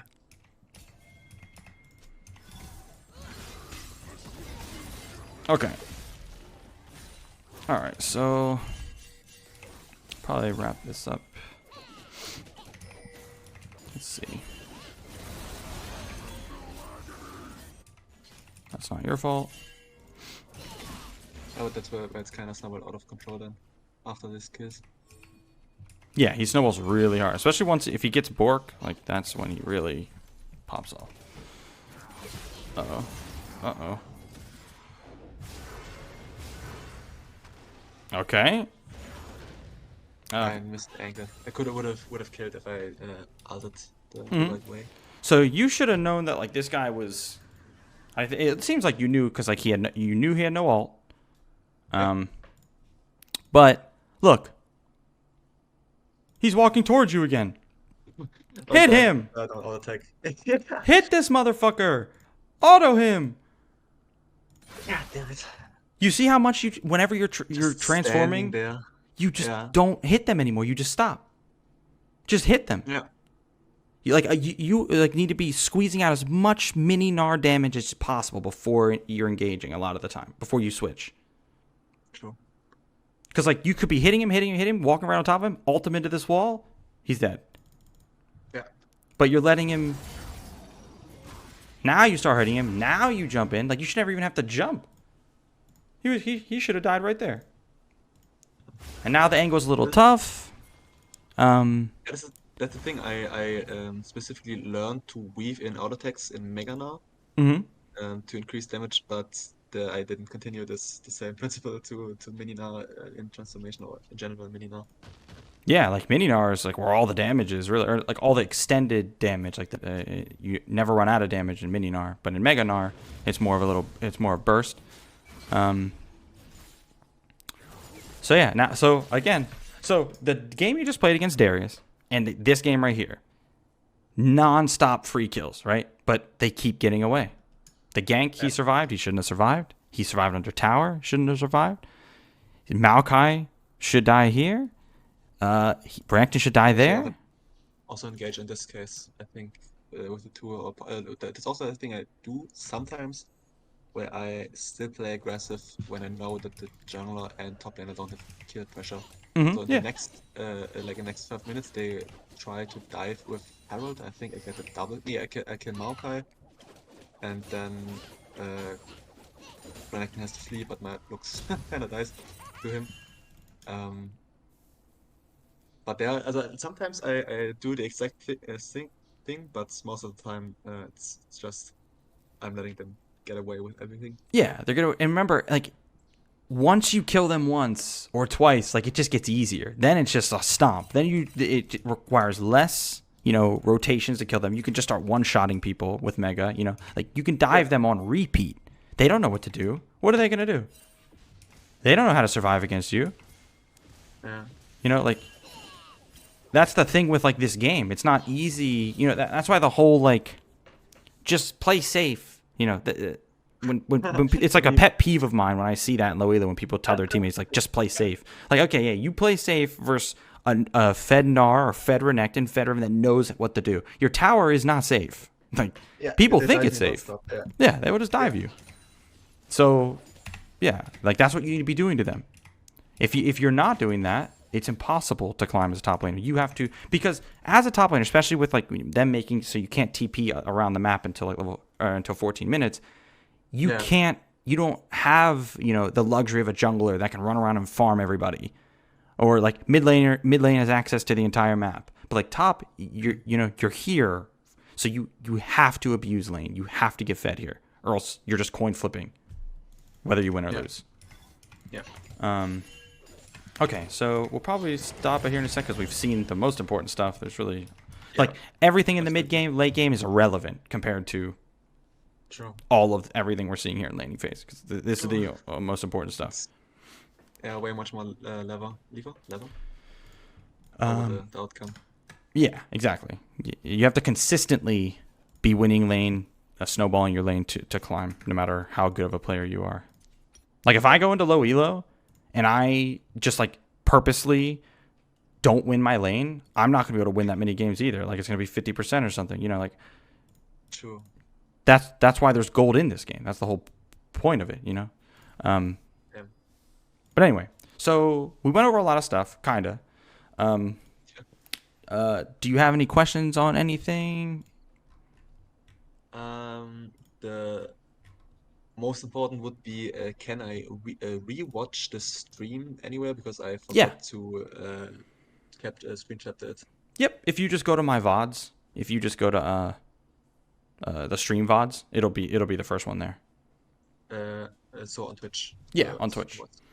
Okay. Past Nice. broadcasts. Okay. No, apart from that, it was very insightful. I think I can take a shit ton out of it, because that's exactly what I felt. That my laning is absolutely missing the edge, and that I knew I was trolling most of the time, but I didn't exactly know how. So that's very, like, insanely insightful to have it point out. And I thought, okay, yeah, laning is important, but I also have to do the late game macro. But I don't even have the foundation to get into the mid game when I'm not winning every lane. Exactly. You can have the best mid game, late game macro ever. It won't matter if you're losing your lane or not, or going even. Remember, going even is losing. That's their mentality. Yeah. We're here to win. Yeah, true. But okay, so like I said before, the next part of the process is you're going to go try to apply this stuff. it's not going to go perfect. You know, it might even Yeah, of course. it most of the time it's going to feel really difficult at the start because like your mental is going to be kind of overwhelmed trying to do the things that all the things I told you to do. So Yes. when something goes wrong, you don't know why it went wrong, you don't know why you lost a fight or something like that, you can record it, send it to me. If you get a VOD that like you felt like you played really well, but you still couldn't win, or you felt like you were playing the lane perfect but still couldn't win the lane, whatever it is, you can Yeah. save it and use it for a next session if you plan on getting one, Yeah. et cetera, et cetera. Make sense? Yeah. Of course. Sweet. All right. Yeah. I'm gonna hop out of here. Good luck. Yeah. I believe in you. Thank you And very I will much. see you Much next time. appreciate your time. Yep. Yeah, it was wonderful. I'm very pleased. Glad to hear it, man. Glad to hear it. Then thank you very much. Till the next time. Yep. Have a good night. Peace. See you. Bye bye.